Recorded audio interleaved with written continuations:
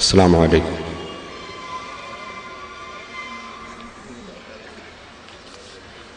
أعوذ بالله من الشيطان الرجيم. بسم الله الرحمن الرحيم. الحمد لله رب العالمين. نحمده ونستعينه ونؤمن به ونتوكل عليه ونعوذ بالله من شرور أنفسنا ومن سيئات أعمالنا. من يهده الله فلا مضل له ومن يضلل فلا هادي له. نشهد أن لا إله إلا الله وحده لا شريك له ونشهد أن محمدا عبده ورسوله أرسله بالهدى ودين الحق ليظهره على الدين كله ولو كره المشركون. اللهم صل وسلم وبارك على رسولك وحبيبك سيدنا محمد وعلى آل وأصحاب سيدنا ومولانا محمد وعلى جميع الأنبياء والمرسلين والآل والصحابة أجمعين. أما بعد، أعوذ بالله من الشيطان الرجيم. بسم الله الرحمن الرحيم. اهدنا الصراط المستقيم صراط الذين أنعمت عليهم غير المغضوب عليهم ولا الضالين.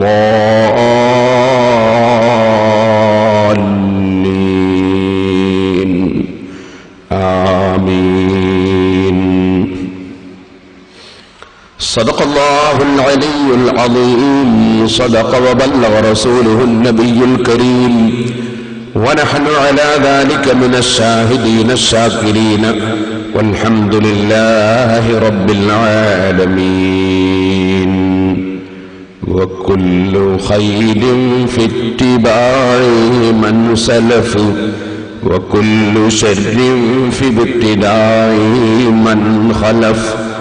يا رب صل على من حل بالحرم طه الرسول الذي قد خص بالكرم. يا رب بالمصطفى بلغ مقاصدنا واغفر لنا ما مضى يا واسع الكرم.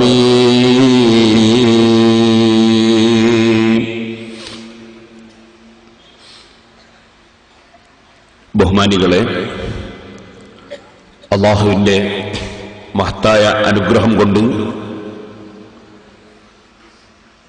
നമ്മുടെ സപ്തദിന പ്രഭാഷണം ഇന്നലെ സമാപിച്ചു എങ്കിലും എട്ടാമത്തെ ദിവസമായ ഇന്ന് അല്ലാഹുവിനോട് പ്രാർത്ഥിക്കാൻ വേണ്ടി, ദിക്ർ ചൊല്ലാൻ വേണ്ടി നാം ഒരുമിച്ച് കൂടിയ ഈ സദസ്സിൽ ഈ 7 ദിവസമായി ഇവിടെ പലരും പഠിക്കാൻ വേണ്ടി ചോദിച്ചിട്ടുള്ള സംശയങ്ങളുടെ മറുപടി വളരെ ചുരുക്കി സംസാരിക്കുന്നു. നാം സൂറത്തുൽ ഫാത്തിഹ അതിനെ സംബന്ധിച്ചു 6 ദിവസമായി അതിലെ ഓരോ ആയത്തുകൾ നാം സംസാരിച്ചു. ഒരു ദിവസം ഫാത്തിഹയുടെ തീരത്ത് എന്ന പേരിൽ ഫാത്തിഹയുടെ മഹത്വവും അഊദു ഓതുന്നതിൻ്റെ ആവശ്യവും അതിൻ്റെ മഹത്വങ്ങളും അഊദു ഓതേണ്ട സ്ഥലങ്ങളും അല്ലാഹുവിനോട് കാവൽ ചോദിക്കുന്ന പ്രത്യേകമായ സന്ദർഭങ്ങളിലുള്ള ദിക്റുകളും എല്ലാം നാം സംസാരിച്ചു. ഞാൻ ചോദ്യത്തിന്റെ മറുപടി പറയുന്നതിന് മുമ്പ് ഇന്നലെ വരെ നാം സംസാരിച്ച് ബാക്കി വന്ന സിറാത്തല്ലദീന അൻഅംത അലൈഹിം ഗൈറിൽ മഗ്ദൂബി അലൈഹിം വലദ്ദാല്ലീൻ എന്ന ആയത്തിന്റെ ഒരു ചെറു വിവരണം ഇന്ന് ഇപ്പോൾ ഇവിടെ വെച്ച് പറയുന്നു. ഇൻഷാ അല്ലാഹ്, അല്ലാഹു തൗഫീഖ് ചെയ്താൽ അതിന്റെ വിശദമായ വിവരണം 10 ദിവസം ജനുവരി 24 മുതൽക്ക് ഇൻഷാ അല്ലാഹ് 10 ദിവസം ആ ഒരൊറ്റ ആയത്തിന്റെ വിശദീകരണം ഞാൻ കുറ്റ്യാടിയിൽ വെച്ച് തുടർച്ചയായി പ്രസംഗിക്കുന്നുണ്ട്. അതിന് എല്ലാവരെയും ഇപ്പോൾ തന്നെ ക്ഷണിക്കുന്നു. അല്ലാഹു തആല നമുക്ക് നല്ല കാര്യങ്ങൾ സംസാരിക്കാൻ എല്ലാവർക്കും കേൾക്കാനും ഭാഗ്യം നൽകുമാറാകട്ടെ എന്ന് ദുആ ചെയ്യുന്നു. ഇവിടെ വളരെ ചുരുക്കി മാത്രമേ ആ ആയത്തിനെ സംബന്ധിച്ച് സംസാരിക്കുന്നുള്ളൂ. വിശദമായി 10 ദിവസം ഇൻഷാ അല്ലാഹ് ഞാൻ കുറ്റ്യാടിയിൽ വെച്ച് അതിനെ സംബന്ധിച്ച് പ്രസംഗിക്കും. സഹോദരന്മാരെ, ഇന്നലെ നാം പറഞ്ഞു വെച്ചിരുന്നത് നിങ്ങൾക്ക് ഓർമ്മയുണ്ടാകും. സിറാത്തുൽ മുസ്തഖീം, നേരെയുള്ള വഴി. ആ നേരെയുള്ള വഴിയിൽ ഞങ്ങളെ നീ വഴി നടത്തണമേ, ഞങ്ങളെ സ്ഥിരപ്പെടുത്തി നിർത്തിത്തരയണമേ എന്ന് അല്ലാഹുവിനോട് മുഅ്മിനീങ്ങൾ പ്രാർത്ഥന നടത്തും. ആ നേരെയുള്ള വഴി അത് വിശ്വാസരംഗത്തും കർമ്മരംഗത്തും, 2 രംഗത്തും നേർക്കുനേരെ, വളവില്ലാതെ, അപ്പുറവും ഇപ്പുറവും തെറ്റിപ്പോകാതെ നേർക്കുനേരെ ജീവിക്കുക എന്ന വഴി, അതാണ് വാസ്തവത്തിൽ സിറാത്തുൽ മുസ്തഖീം എന്ന് പറയുന്നത്. അതുകൊണ്ട് തന്നെ കർമ്മപരമായ വിഷയങ്ങളും വിശ്വാസപരമായ വിഷയങ്ങളും ഉൾക്കൊള്ളേണ്ടതുപോലെ ഉൾക്കൊണ്ട് പ്രവൃത്തിപഥത്തിൽ കൊണ്ടുവരുന്നവരായി ഞങ്ങളെ നീ നേർക്കുനേരെയുള്ള വഴിയിൽ നടത്തണമേ എന്നാണ് ആ ദുആയുടെ അർത്ഥം. അതുകൊണ്ട് ദീനുൽ ഇസ്ലാമിന്റെ എല്ലാ കാര്യങ്ങളും ഈ സിറാത്തുൽ മുസ്തഖീമിൽ ഞങ്ങളെ വഴി നടത്തണമേ എന്ന് പറഞ്ഞ ആ ആയത്തിൽ ഉൾക്കൊള്ളിട്ടുണ്ട് എന്ന് നാം മനസ്സിലാക്കണം. ഇതുകൊണ്ട് ഇമാം ഫഖ്റുദ്ദീൻ റാസി റളിയല്ലാഹു അൻഹു പറഞ്ഞു, ഫൽ മുഅ്മിനു, സത്യവിശ്വാസിയായ മനുഷ്യൻ അല്ലാഹുവിനെ പുകഴ്ത്തി ബിസ്മില്ലാഹിർ റഹ്മാനിർ റഹീം എന്നത് മുതൽക്ക് പറഞ്ഞുകൊണ്ടിരുന്ന മനുഷ്യൻ അല്ലാഹുവിനെ മാത്രമേ ഞങ്ങൾ ആരാധിക്കുന്നുള്ളൂ, ഞങ്ങൾ അല്ലാഹുവിനെ മാത്രം ആരാധിക്കുന്നു, ഞങ്ങൾ അല്ലാഹുവിനോട് തന്നെ സഹായം തേടുന്നു എന്ന് പറഞ്ഞതിന്റെ ശേഷം മുഅ്മിനായ മനുഷ്യൻ തേടുന്നത് ഫൽ മുഅ്മിനു യത്ലുബു മിനല്ലാഹി തആല, അല്ലാഹുവിൽ നിന്ന് സത്യവിശ്വാസിയായ മനുഷ്യൻ തേടുന്നു അയ്യഹ്ദിയഹു ഇലസ്സിറാത്തുൽ മുസ്തഖീം, നേരെയുള്ള വഴിയിലേക്ക് വഴിതിരിക്കാൻ. അല്ലദീ ഹുവൽ വസതു ബൈന തർഫൈൽ ഇഫ്റാത്തി വത്തഫ്രീത്തി ഫീ കുല്ലിൽ അഖ്ലാഖി വഫീ കുല്ലിൽ അഅമാൽ, എല്ലാ സ്വഭാവങ്ങളിലും എല്ലാ പ്രവർത്തനങ്ങളിലും അപ്പുറവും ഇപ്പുറവും തെറ്റിപ്പോകാതെ, അതിൽ കടന്നു പോകരുത്, തീരെ കുറഞ്ഞു പോകരുത്, മധ്യനിലവാരം പുലർത്തി, സർവ്വ വിഷയത്തിലും മധ്യനിലവാരം പുലർത്തി നേർക്കുനേരെ ജീവിക്കാനുള്ള തൗഫീഖിനെയാണ് മുഅ്മിനായ മനുഷ്യൻ അല്ലാഹുവിനോട് ചോദിക്കുന്നത്. നമ്മൾ സൂറത്തുൽ ഫാത്തിഹ ഓതിയിട്ട് നിസ്കരിക്കുമ്പോൾ ഈ ബോധത്തോടുകൂടി നാം ഇഹ്ദിനസ് സിറാത്തുൽ മുസ്തഖീം എന്ന ആയത്ത് ഓതണം എന്ന് ഞാൻ പ്രത്യേകമായി ഉണർത്തുകയാണ്. അതോടുകൂടി തന്നെ ഇമാം റാസി റഹ്മത്തുള്ളാഹി അലൈഹി അതിനെ സംബന്ധിച്ച് വീണ്ടും വിശദീകരിക്കുന്നു. സഹോദരന്മാരെ, അല്ലാഹുവിൽ മനസ്സ് പൂർണ്ണമായി ലയിച്ച് അല്ലാഹുവിനെ സ്നേഹിച്ച് അല്ലാഹുവിൽ അർപ്പിച്ചുകൊണ്ടാണ് ഒരു മുഅ്മിനായ മനുഷ്യന്റെ ജീവിതം. ഇതിനെ സംബന്ധിച്ച് നാം പലപ്പോഴും വിശദീകരിച്ചിട്ടുണ്ട്. മഹാനായ ഇമാം റാസി റളിയല്ലാഹു അൻഹു ഈ ആയത്ത് വിവരിച്ചുകൊണ്ട് തന്നെ പറയുകയാണ്, കഅന്നൽ ഇൻസാന യഖൂലു ഫി ത്വരീഖ്, അല്ലാഹുവിലേക്കുള്ള മനുഷ്യന്റെ യാത്രയിൽ, വഴിയിൽ മനുഷ്യൻ അല്ലാഹുവിനോട് പറയുകയാണ്, കസറത്തുൽ അഹ്ബാബി യജറൂനി ഇലാ ത്വരീഖിൻ വൽ അഅദാഇ ഇലാ ത്വരീഖിൻ സാനിൻ വശൈത്വാനി ഇലാ ത്വരീഖിൻ സാലിസ്. ഇതാ അല്ലാഹുവേ, എന്റെ സ്നേഹിതന്മാർ പലരും പല വഴിയിലേക്കും എന്നെ ക്ഷണിക്കുന്നു, എന്റെ ശത്രുക്കൾ വേറെ വഴിയിലേക്ക് ക്ഷണിക്കുന്നു. വശൈത്വാനു ഇലാ ത്വരീഖിൻ സാലിസിൻ, ശൈത്താൻ വേറെ ഒരു വഴിയിലേക്ക് ക്ഷണിക്കുന്നു. മറ്റൊരു ഭാഗത്ത് എന്റെ ശരീരത്തിന്റെ തടീച്ചയും എന്റെ കോപവും എന്റെ അസൂയയും എന്റെ അനാവശ്യമായ ചിന്തകളും എന്നെ പലതിലേക്കും നയിക്കുന്നു. അതേ സമയത്ത് തന്നെ വഖദൽ ഖൗലു ഫി التعطيل والتسبيح والجبر والقدر والارجاء والوعيد والرفض والخروج. അല്ലാഹുവേ, അഹ്ലുസ് സുന്നത്തി വൽ ജമാഅത്തിന്റെ എതിർചേരിയിലുള്ള ആശയക്കാർ, അവരിൽ അള്ളാഹുവിനെ സൃഷ്ടികളോട് തുല്യപ്പെടുത്തുന്നവർ ഉണ്ട്, അള്ളാഹുവിന്റെ വിശേഷണങ്ങളെ തള്ളിപ്പറയുന്നവർ ഉണ്ട്.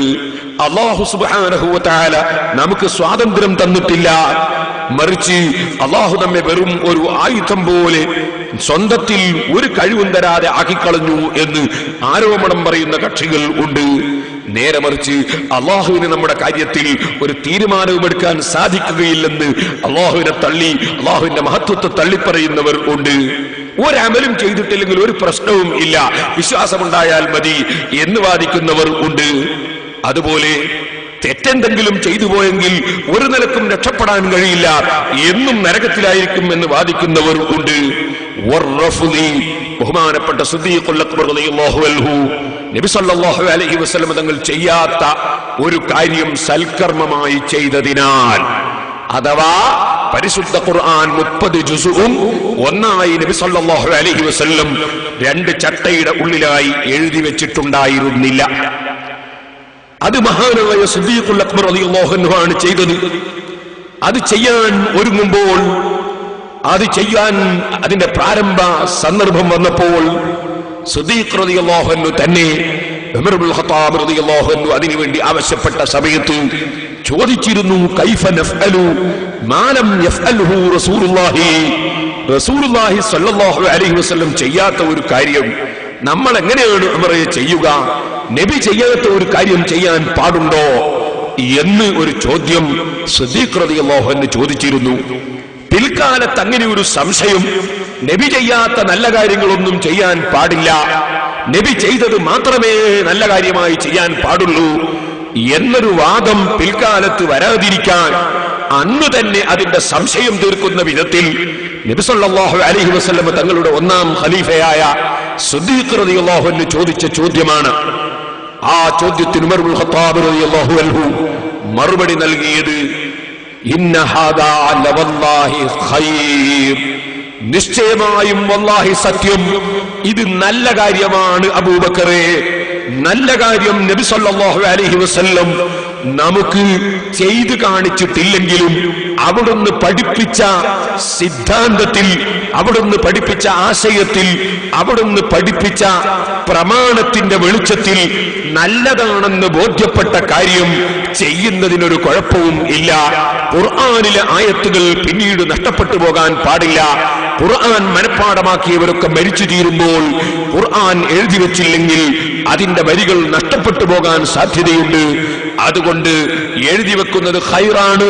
നബി സല്ലല്ലാഹു അലൈഹി വസല്ലം തങ്ങളുടെ കാലത്ത് ഖുർആൻ 30 ജുസുഉം ഒന്നായി എഴുതി വെച്ചിട്ടില്ലെങ്കിലും നമ്മൾ ഒന്നായി എഴുതി വെക്കൽ ഖൈറായ കാര്യമാണ്, അത് ചെയ്യേണ്ടതാണ് എന്ന് ഉമർ ഇബ്നുൽ ഖത്താബ് റളിയല്ലാഹു അൻഹു പറഞ്ഞപ്പോൾ സിദ്ദീഖ് റളിയല്ലാഹു അൻഹും അത് പൂർണ്ണമായി അംഗീകരിക്കുകയും സയ്യിദ് ഇബ്നു സാബിത്ത് റളിയല്ലാഹു അൻഹും അതേ സംശയത്തിന്റെ നിവാരണം വരുത്തുകയും അങ്ങനെ സഹാബികളിൽ ഒരൊറ്റ സഹാബിക്കും തർക്കമില്ലാതെ നബി സല്ലല്ലാഹു അലൈഹി വസല്ലം ചെയ്യാത്ത ഒരു നല്ല കാര്യം പരിശുദ്ധ ഖുർആൻ 30ഉം ഒന്നായി 2 ചട്ടയുടെ ഉള്ളിലായി എഴുതി വെക്കുക എന്ന നല്ല കാര്യം സിദ്ദീഖ് റളിയല്ലാഹു അൻഹു ചെയ്തതിനാൽ, ഉമർ ഇബ്നുൽ ഖത്താബ് അതിന് പ്രചോദനം നൽകിയതിനാൽ, സഹാബത്ത് അതിനെ പൂർണ്ണമായി അംഗീകരിച്ചതിനാൽ, അവരെല്ലാം നബി ചെയ്യാത്ത പുതിയ കാര്യം ചെയ്തതുകൊണ്ട് പിഴച്ചുപോയി എന്ന് വാദിച്ച റാഫിദുകൾ.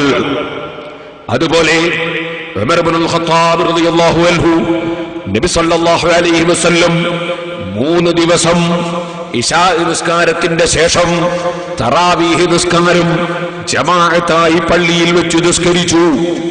3 ദിവസത്തിന് ശേഷം അവിടുന്ന് നിസ്കരിച്ചില്ല, ജമാഅത്തായി, ഒറ്റ ജമാഅത്തായി പള്ളിയിൽ വെച്ച് നിസ്കരിച്ചില്ല. ആ 3 ദിവസവും അസറിന്റെ ശേഷം പ്രത്യേകം പ്രചരണം നടത്തിയിരുന്നു. ഇന്ന് രാത്രി പ്രത്യേക നിസ്കാരമുണ്ടാകുമെന്ന് പറഞ്ഞിരുന്നു. അങ്ങനെ ഇശാ നിസ്കരിച്ച ഉടനെ ഉറങ്ങുന്നതിന് മുമ്പ് നബി സല്ലല്ലാഹു അലൈഹി വസല്ലം തങ്ങളും സഹാബികളും അവിടുത്തെ പള്ളിയിൽ വെച്ച് തറാവീഹ് നിസ്കരിച്ചു. ആ നിസ്കരിച്ച നിസ്കാരം ജനങ്ങളുടെ ആവേശം കണ്ട് ഫർളാക്കപ്പെടുമോ എന്ന ഭയം കൊണ്ട് നബി സല്ലല്ലാഹു അലൈഹി വസല്ലം ഒറ്റ ജമാഅത്തായുള്ള ആ ശൈലി നിർത്തിക്കളഞ്ഞു.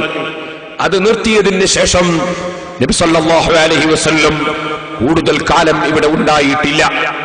പിന്നീട് സിദ്ദീഖ് റളിയല്ലാഹു അൻഹു ഭരണം ഏറ്റെടുത്തു. സിദ്ദീഖ് റളിയല്ലാഹു അൻഹുവിന്റെ ഭരണത്തിന്റെ ആദ്യകാലത്ത് പരിശുദ്ധ ഖുർആൻ ഓതിക്കൊണ്ട് ഇസ്ലാമിന്റെ ആശയത്തിനെതിരെ ഒരു കൂട്ടർ രംഗത്ത് വന്നു, പലരും രംഗത്ത് വന്നു.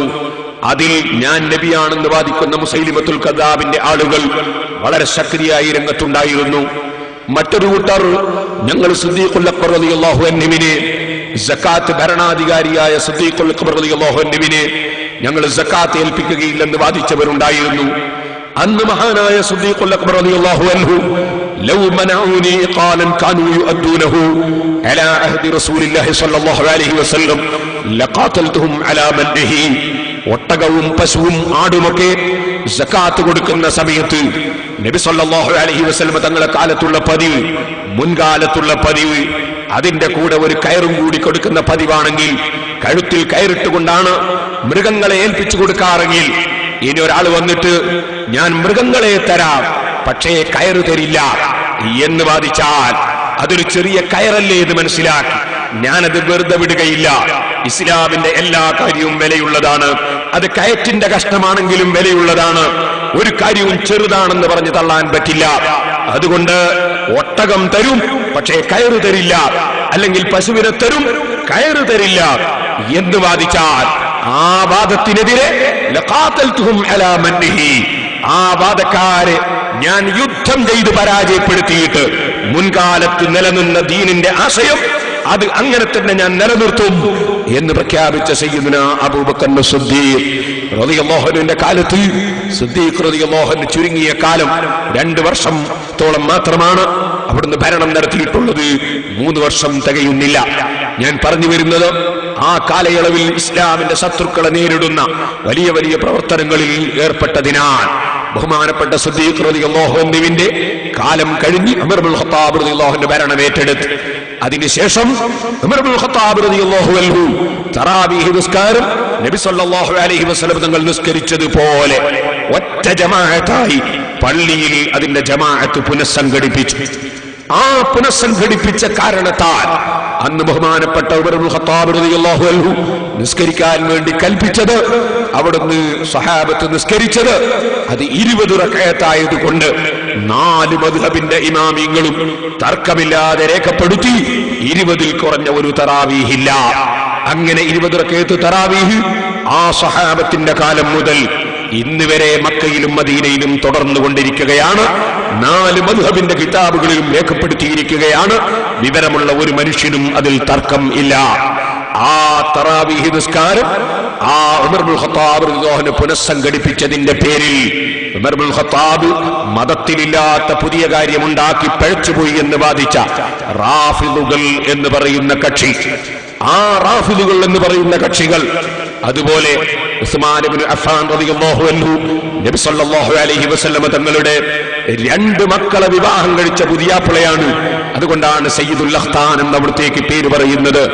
ആ ഉമർ ഇബ്നുൽ ഖത്താബ് റളിയല്ലാഹു അൻഹുവിനെ എത്രയാണ് ബാങ്ക് വിളിക്കേണ്ടത്, എങ്ങനെയാണ് വിളിക്കേണ്ടത്, എപ്പോഴാണ് ആരംഭിക്കേണ്ടത് എന്നൊക്കെ പഠിപ്പിച്ചു കൊടുത്ത നേതാവും ഗുരുവര്യരും അഷ്റഫുൽ ഖൽഖ് മുഹമ്മദുർ റസൂലുള്ളാഹി സല്ലല്ലാഹു അലൈഹി വസല്ലം തങ്ങളാണ്. ആ നബി സല്ലല്ലാഹു അലൈഹി വസല്ലം പഠിപ്പിച്ചു കൊടുത്തതിന്റെ അടിസ്ഥാനത്തിൽ ജനങ്ങൾ വർദ്ധിക്കുകയും ജനങ്ങൾ പള്ളിയുടെ വളരെ അകലങ്ങളിലൊക്കെ താമസിക്കുകയും ജീവിക്കുകയും ചെയ്യുന്ന സമയം വന്നപ്പോൾ ബഹുമാനപ്പെട്ട സയ്യിദുനാ ഉസ്മാൻ ഇബ്നു അഫ്ഫാൻ റളിയല്ലാഹു അൻഹു ജുമുഅ നിസ്കാരത്തിന് 2 ബാങ്ക് നടപ്പാക്കുകയും ആ 2 ബാങ്ക് നടപ്പാക്കിയപ്പോൾ ഒരൊറ്റ സഹാബിക്കും തർക്കമില്ലാതെ സർവ്വ സഹാബികളും അത് അംഗീകരിക്കുകയും ഇമാം ബുഖാരി സഹീഹുൽ ബുഖാരിയിൽ 916 നമ്പർ ഹദീസിൽ രേഖപ്പെടുത്തിയല്ലോ, ഫസബത്തൽ-അംറു അലാ ദാലിക. അങ്ങനെ ജുമുഅക്ക് 2 ബാങ്ക് സ്ഥിരപ്പെട്ട് കഴിഞ്ഞു. അങ്ങനെ ബഹുമാനപ്പെട്ട സഹാബത്ത് 2 ബാങ്ക് നടപ്പാക്കുകയും ചെയ്തു. അതിന്റെ പേരിൽ ഉസ്മാൻ ഇബ്നു അഫ്ഫാൻ പഴച്ചുപോയി. അദ്ദേഹം ഇസ്ലാമിലില്ലാത്ത പുതിയ കാര്യം കൊണ്ടുവന്ന ആളാണ്, അദ്ദേഹത്തെ പിന്തുണച്ച മുഴുവൻ സഹാബികളും പഴച്ചുപോയി എന്ന് വാദിച്ചിട്ടുള്ള റാഫിദിയാക്കൾ എന്ന് പറയുന്ന റാഫിദുകൾ എന്ന് പറയുന്ന കക്ഷികൾ, സഹോദരന്മാരെ, ഇനിയും നിങ്ങൾക്ക് കാണാം, അവരാണ് പടച്ച റബ്ബിന് അവയവങ്ങളുണ്ടെന്ന് വാദിച്ചതെന്ന് ഇമാം അബുൽ ഹസൻ അശ്അരി റളിയല്ലാഹു അൻഹു അവിടുത്തെ മഖാലാത്തുൽ ഇസ്ലാമിയ്യീൻ എന്ന ഗ്രന്ഥത്തിൽ പറയുന്നു. അവരാണ് പടച്ചവൻ ഒരു കസേരയുടെ മേലെ ഇരിക്കുകയാണെന്ന് വാദിച്ചതെന്ന്, സിംഹാസനത്തിന്റെ മുകളിൽ ഇരിക്കുകയാണെന്ന് വാദിച്ചതെന്ന് ഇമാം അബുൽ ഹസൻ അശ്അരി റളിയല്ലാഹു അൻഹു മഖാലാത്തുൽ ഇസ്ലാമിയ്യീൻ എന്ന ഗ്രന്ഥത്തിൽ പറയുന്നു. ഇമാം റാസി റളിയല്ലാഹു അൻഹു അവിടുത്തെ ധാരാളം കിതാബുകളിൽ അത് രേഖപ്പെടുത്തുന്നു. ഇരിക്കട്ടെ സഹോദരന്മാരെ, ആ റാഫിദുകൾ എന്ന് പറയുന്ന കക്ഷികൾ ഉണ്ടല്ലോ, അവര് തന്നെയാണല്ലോ ഒരുപാട് വാദങ്ങൾ ഈ ഭൂമി ലോകത്ത് ഉന്നയിച്ചത്. അങ്ങനെ സഹാബത്തിനെ തള്ളിപ്പറഞ്ഞ കക്ഷികൾ, ആ സഹാബികൾ ലോകത്തിന്റെ വിവിധ ഭാഗങ്ങളിൽ പോയി അവരുടെ ജീവൻ പണയം വെച്ചുകൊണ്ട് അവരനുകൂലിക്കുന്ന ഒരൊറ്റ വ്യക്തിയും ലോകത്ത് ആ നാടുകളിൽ ഇല്ലാത്ത സമയത്ത് നമ്മുടെ ഇന്ത്യ രാജ്യം തന്നെ നിങ്ങൾ എടുത്തു നോക്കൂ. ഒരൊറ്റ മുസ്ലിം ഇല്ലാത്ത കാലത്ത് സ്റ്റേജ് കെട്ടിക്കൊടുക്കാൻ ആളില്ല, ചായ കൊടുക്കാനും ഭക്ഷണം കൊടുക്കാനും ആളില്ല, സ്വീകരിക്കാൻ ആളില്ല. ഇവിടെ ഹിന്ദുക്കൾ മാത്രം ജീവിക്കുന്ന ഒരു കാലത്ത്, ക്രിസ്ത്യാനികൾ മാത്രമുള്ളൊരു കാലത്ത്, അഥവാ മുസ്ലിങ്ങൾ മാത്രമുള്ളൊരു കാലത്ത് ഇവിടെ ആരും സൽക്കരിക്കാനില്ല, സ്വീകരിക്കാനില്ല. അതേ ആ സമയത്ത് അതാ ഇന്നത്തതുപോലെ യന്ത്രം ഘടിപ്പിച്ച കപ്പലുകൾ ഇല്ല, പ്ലെയിനുകളില്ല, ട്രെയിനുകളില്ല, കാറുകളില്ല, സൈക്കിളില്ല. അക്കാലഘട്ടത്തിൽ കാറ്റിന്റെ ഗതി കൊണ്ട് മാത്രം ചലിക്കുന്ന പായക്കപ്പലിൽ കയറിയിട്ട് അറേബ്യയിൽ നിന്ന് അതേ ആയിരക്കണക്കിന് കിലോമീറ്റർ ആ അറബിക്കടലിലെ തിരമാലകളെ ഭേദിച്ചുകൊണ്ട് പടച്ചവന്റെ മേൽ മാത്രം തവക്കുലാക്കി അല്ലാഹുവിന്റെ ദീൻ പ്രചരിപ്പിക്കൽ ഞങ്ങളെ ബാധ്യതയാണല്ലോ എന്ന നിലയ്ക്ക് ഇന്ത്യ രാജ്യത്തിന്റെ മണ്ണിൽ വന്ന് കാലുകുത്തിയിട്ട് സുന്ദരമായ ജീവിതം നയിച്ചപ്പോൾ, അതേ പവിത്രമായ ആശയം പ്രചരിപ്പിച്ചപ്പോൾ, എന്താണ് നിസ്കരിക്കേണ്ടത്, എത്രയാണ് നിസ്കരിക്കേണ്ടത്, ആരാണ് പള്ളിയിൽ പോകേണ്ടത്, ആരാണ് ജുമഅയിൽ പങ്കെടുക്കേണ്ടത്, ഏത് ഭാഷയിലാണ് ബാങ്ക് കൊടുക്കേണ്ടത്, ഏത് ഭാഷയിലാണ് ഇഖാമത്ത് കൊടുക്കേണ്ടത്, ഏത് ഭാഷയിലാണ് ഖുതുബ ഓതേണ്ടത്, ഏത് ഭാഷയിലാണ് നിസ്കരിക്കേണ്ടത്, ഏത് ഭാഷയിലാണ് ബിസ്മി ചൊല്ലേണ്ടത്, ഏത് ഭാഷയിലാണ് സ്വലാത്ത് ചൊല്ലേണ്ടത്, എപ്പോഴാണ് ഹജ്ജിന് പോകേണ്ടത്, എപ്പോഴാണ് നോമ്പെടുക്കേണ്ടത്, എപ്പോഴാണ് സക്കാത്ത് കൊടുക്കേണ്ടത്, എത്രയാണ് കൊടുക്കേണ്ടത്, എങ്ങനെയാണ് കൊടുക്കേണ്ടത്, അങ്ങനെ തുടങ്ങി എങ്ങനെയാണ് മാസമുറപ്പിക്കേണ്ടത്, എങ്ങനെയാണ് പെരുന്നാളാക്കേണ്ടത്, എങ്ങനെയാണ് നോമ്പെടുക്കേണ്ടത്, ഓരോന്നും പഠിപ്പിച്ചല്ലോ. അവരീ കേരളത്തിൽ വന്ന് 10 പള്ളികൾ നിർമ്മിച്ചല്ലോ. മാടായി പള്ളിയും ശ്രീകണ്ഠപുരം പള്ളിയും ധർമ്മടം പള്ളിയും അതേ കാസർഗോഡ് തളങ്കര പള്ളിയും കൊടുങ്ങല്ലൂരിൽ അതാ ചേരമാൻ പള്ളിയും, അങ്ങനെ 10 പള്ളികൾ അതാ വന്ന കക്ഷികൾ ഇവിടെ നിർമ്മിച്ചല്ലോ. അതിനുവേണ്ടി ഇവിടെയുള്ള ഹിന്ദുക്കൾ സ്ഥലം കൊടുത്തല്ലോ, ഇവിടെയുള്ള മറ്റ് മതക്കാര് സഹകരിച്ചല്ലോ. അവരുടെ ആത്മീയ ശക്തിയല്ലേ, അവരുടെ ആത്മാർത്ഥതയല്ലേ, അല്ലാഹുവിന്റെ സഹായമല്ലേ. അവർ ഇയ്യാക നഅ്ബുദു വ ഇയ്യാക നസ്തഈൻ എന്ന് പടച്ചവനോട് സഹായം തേടിയവരാണ്, അവന്റെ ഹിദായത്ത് ചോദിച്ചവരാണ്, ആ ഹിദായത്തിലുള്ളവരാണ്. അവർ പടച്ചവൻ അനുഗ്രഹിച്ച മഹാന്മാരാണ്. ആ മഹാന്മാർ ഇവിടെ വന്ന് അതാ അറബിയിൽ തന്നെ നിസ്കാരം പഠിപ്പിച്ചതിനാൽ, അതുപോലെ മറ്റ് രാജ്യങ്ങളിൽ പോയി അറബിയിൽ തന്നെ ഖുതുബ പഠിപ്പിച്ചതിനാൽ, അറബിയിൽ തന്നെ ഇബാദത്ത് പഠിപ്പിച്ചതിനാൽ, അവർ ഇസ്ലാമിന്റെ ആശയം പ്രചരിപ്പിക്കാൻ വേണ്ടി അവരവരുടെ നാട്ടിലെ ഭാഷ ഉപയോഗിച്ചില്ല എന്ന് അവരെ കുറിച്ച് ആരോപണം പറഞ്ഞവരില്ലേ, സ്വഹാബത്തിനെ കുറ്റം പറഞ്ഞവരില്ലേ. ആ കക്ഷികൾ അതല്ലേ റാഫിദുകൾ എന്ന് പറയുന്ന കക്ഷി. ആ റാഫിദുകൾ എന്ന് പറയുന്ന കക്ഷികൾ അവരുടെ ആശയത്തിൽ പെട്ടുപോകാതെ വൽ ഖുറൂജി അലി ഇബ്നു അബീ ത്വാലിബ് റളിയല്ലാഹു അൻഹു, മുആവിയ റളിയല്ലാഹു അൻഹു, അതുപോലുള്ള സഹാബികളൊക്കെ അതാ അവർക്ക് ഇടയിലുള്ള പ്രശ്നം തീർക്കാൻ വേണ്ടി മധ്യസ്ഥനായി സഹാബിയെ നിശ്ചയിച്ച കാരണം കൊണ്ട് പടച്ചവന്റെ വിധി അംഗീകരിക്കാതെ മധ്യസ്ഥന്റെ വിധി അംഗീകരിക്കുന്നു എന്ന ആരോപണം പറഞ്ഞു. ആ ഇനിൽ ഹുക്കുമു ഇല്ലാ ലില്ലാഹ്, വിധി പറയാനുള്ള അധികാരം പടച്ചവന് മാത്രമേ ഉള്ളൂ. അതുകൊണ്ട് മധ്യസ്ഥന്മാരുടെയോ ഭരണാധികാരികളുടെയോ ഒരു വിധിയും നമുക്ക് അംഗീകരിച്ചുകൂടാ എന്ന് വാദിച്ചുകൊണ്ട് രംഗത്ത് വന്ന ഖവാരിജുകൾ ഉണ്ടല്ലോ. അവരെയല്ലേ അലി റളിയല്ലാഹു അൻഹു തുരത്തിയത്? അവരോടല്ലേ ഇബ്നു അബ്ബാസ് റളിയല്ലാഹു അൻഹു വാദപ്രതിവാദം നടത്തിയത്? അവർക്കെതിരെയല്ലേ നബി സല്ലല്ലാഹു അലൈഹി വസല്ലമ തങ്ങളുടെ ഹദീസുകളിൽ ധാരാളം വന്നത്? ഇങ്ങനത്തെ ഖവാരിജുകൾ ഉണ്ടല്ലോ, ഇങ്ങനത്തെ പല കക്ഷികളും ഉണ്ടല്ലോ. കള്ളു കുടിക്കാൻ ക്ഷണിക്കുന്നവർ, പലിശ വാങ്ങാൻ ക്ഷണിക്കുന്നവർ, വ്യഭിചാരത്തിലേക്ക് വിളിക്കുന്നവർ, അഹങ്കാരത്തിലേക്ക് ക്ഷണിക്കുന്ന പിശാചുണ്ടല്ലോ, ശരീരത്തിന്റെ തടിയിച്ച ഉണ്ടല്ലോ, ഇത്തരം ആശയങ്ങളിലേക്ക് വിളിക്കുന്നവരും ഉണ്ടല്ലോ. അതുകൊണ്ട് റബ്ബേ ഇഹ്ദിനസ് സിറാത്തൽ മുസ്തഖീം എന്ന ആയത്തിന്റെ തഫ്സീർ ഇമാം റാസി റളിയല്ലാഹു അൻഹു ഇത്തരം കക്ഷികളെ സംബന്ധിച്ചൊക്കെ എടുത്തു പറഞ്ഞുകൊണ്ട് പറയുകയാണ്, വൽ അഖ്ലു ദഈഫുൻ വൽ അംറു ഖസീറുൻ. അല്ലാഹുവേ, എന്റെ ബുദ്ധി ദുർബലമാണല്ലോ, വൽ അംറു ഖസീറുൻ, എന്റെ ആയുസ് വളരെ ചുരുങ്ങിയതാണല്ലോ, സനാഅതു തവീലത്തുൻ, പണി ഒരുപാട് ഇവിടെ എടുക്കാനുണ്ടല്ലോ, വത്തജ്രിബത്തു ഖത്റത്തുൻ, ഇതൊക്കെ ഒന്ന് പരിശോധിച്ചു നോക്കാൻ പറ്റുന്ന സംഗതി അല്ലല്ലോ. കാരണം ആഖിറത്തിലെത്തുന്ന സമയത്ത് പരിശോധിച്ചിട്ട് വിവരം മനസ്സിലാക്കാൻ കഴിയില്ലല്ലോ. ഇവിടെ വെച്ച് തന്നെ ഞാൻ സന്മാർഗത്തിലായി ജീവിച്ചില്ലെങ്കിൽ പരിശോധന അപകടത്തിലാണല്ലോ. വൽ ഖളാഉ അസീർ, ഇവിടെ വെച്ച് നഷ്ടപ്പെട്ടു പോയ ജുമഅ മരിച്ചതിന് ശേഷം അത് ഖളാ വിട്ടാൻ കഴിയില്ലല്ലോ. ഇവിടെയുള്ള റകഅത്തിന്റെ എണ്ണം ചുരുക്കിയാൽ പിന്നെ റകഅത്ത് കൂട്ടിയിട്ട് ഖബറിൽ നിന്ന് നിസ്കരിക്കാൻ കഴിയില്ലല്ലോ, മഹ്ശറയിൽ നിന്ന് ഖളാ വിട്ടാൻ കഴിയില്ലല്ലോ. പടച്ച റബ്ബേ, അങ്ങനെ തുടങ്ങി ഈ സുന്നത്ത് ജമാഅത്തിന്റെ ആശയത്തിൽ നിന്ന് വിട്ടുപോയാൽ എന്റെ കാര്യം അപകടം തന്നെയാണല്ലോ. ഞാൻ ഈ പ്രസംഗങ്ങളും പലരുടെയും പ്രഭാഷണങ്ങളും പലരുടെയും വാക്കുകളും പലരുടെയും എഴുത്തുകളൊക്കെ കാണുമ്പോ ഞാൻ ബേജാറിലാവുന്നല്ലോ. ചിലരങ്ങനെ പറയുന്നു, ചിലരിങ്ങനെ പറയുന്നു. സഹോദരന്മാരെ, ബഹുമാനപ്പെട്ട ഇമാം ഇബ്നു അസാക്കിർ റളിയല്ലാഹു അൻഹുവിന്റെ ലോകപ്രശസ്ത ഗ്രന്ഥമാണ് തബീനു കദിബിൽ മുഫ്തരി. ആ ഗ്രന്ഥം ഇമാം സുബ്കി റളിയല്ലാഹു അൻഹു പറഞ്ഞിട്ടുണ്ട്, ആ ഗ്രന്ഥം നോക്കാതെ ഒരൊറ്റ മുതഅല്ലിമും ഉണ്ടാകരുത്. അത്ര ഗൗരവമുള്ള ഒരു കിതാബാണ്. ഏതൊരു ആലിമും സുന്നത്ത് ജമാഅത്ത് പഠിക്കാൻ ഒരുങ്ങിയോ ആ കിതാബ് നോക്കണം എന്ന് ഇമാം സുബ്കി റളിയല്ലാഹു അൻഹു പ്രത്യേകം നിർദ്ദേശം നൽകിയ കിതാബാണത്. ആ തബീനു കദിബിൽ മുഫ്തരി ഫീമാ നസിബ ഇലൽ ഇമാം അബുൽ ഹസൻ അൽ അശ്അരി എന്ന കിതാബിൽ ലക്ഷക്കണക്കിന് ഹദീസ് മനപ്പാഠം പഠിച്ച പണ്ഡിതനായ ഇമാം ഇബ്നു അസാക്കിർ റളിയല്ലാഹു അൻഹു രേഖപ്പെടുത്തിയതാണല്ലോ ബഹുമാനപ്പെട്ട ഇമാം അബുൽ ഫത്ഹ് സാബിർ റളിയല്ലാഹു അൻഹു മക്കയിൽ ഒരു ദിവസം ഹറം ശരീഫിൽ ളുഹറിന്റെയും അസറിന്റെയും ഇടയ്ക്കുള്ള സമയം ശവ്വാൽ മാസം 14-ാം ദിവസം, അതിപ്പോ ഹിജ്റ 545-ാം കൊല്ലം, പള്ളിയിൽ ഇങ്ങനെ ഇരിക്കുമ്പോ ഡേറ്റും സമയവും അടക്കമാണ് രേഖപ്പെടുത്തുന്നത്.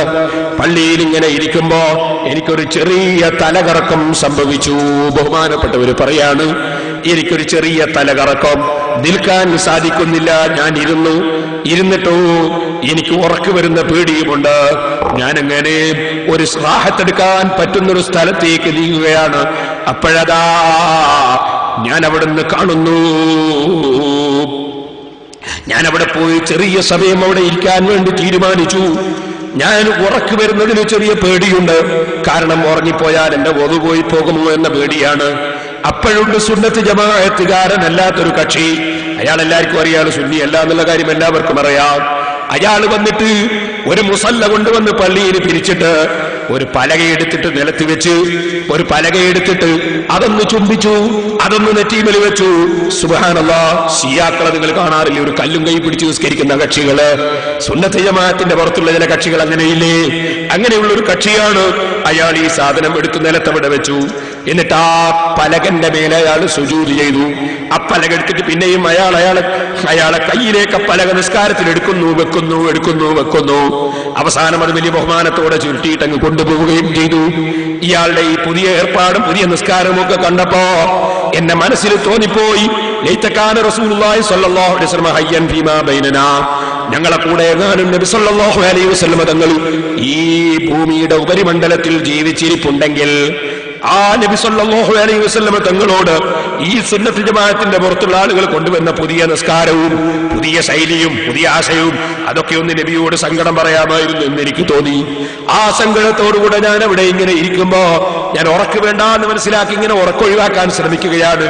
അപ്പോൾ പെട്ടെന്ന് എനിക്കൊരു തൂങ്ങി ഉറക്കം ബാധിച്ചു. ഞാൻ അങ്ങ് ഉറങ്ങിപ്പോയി.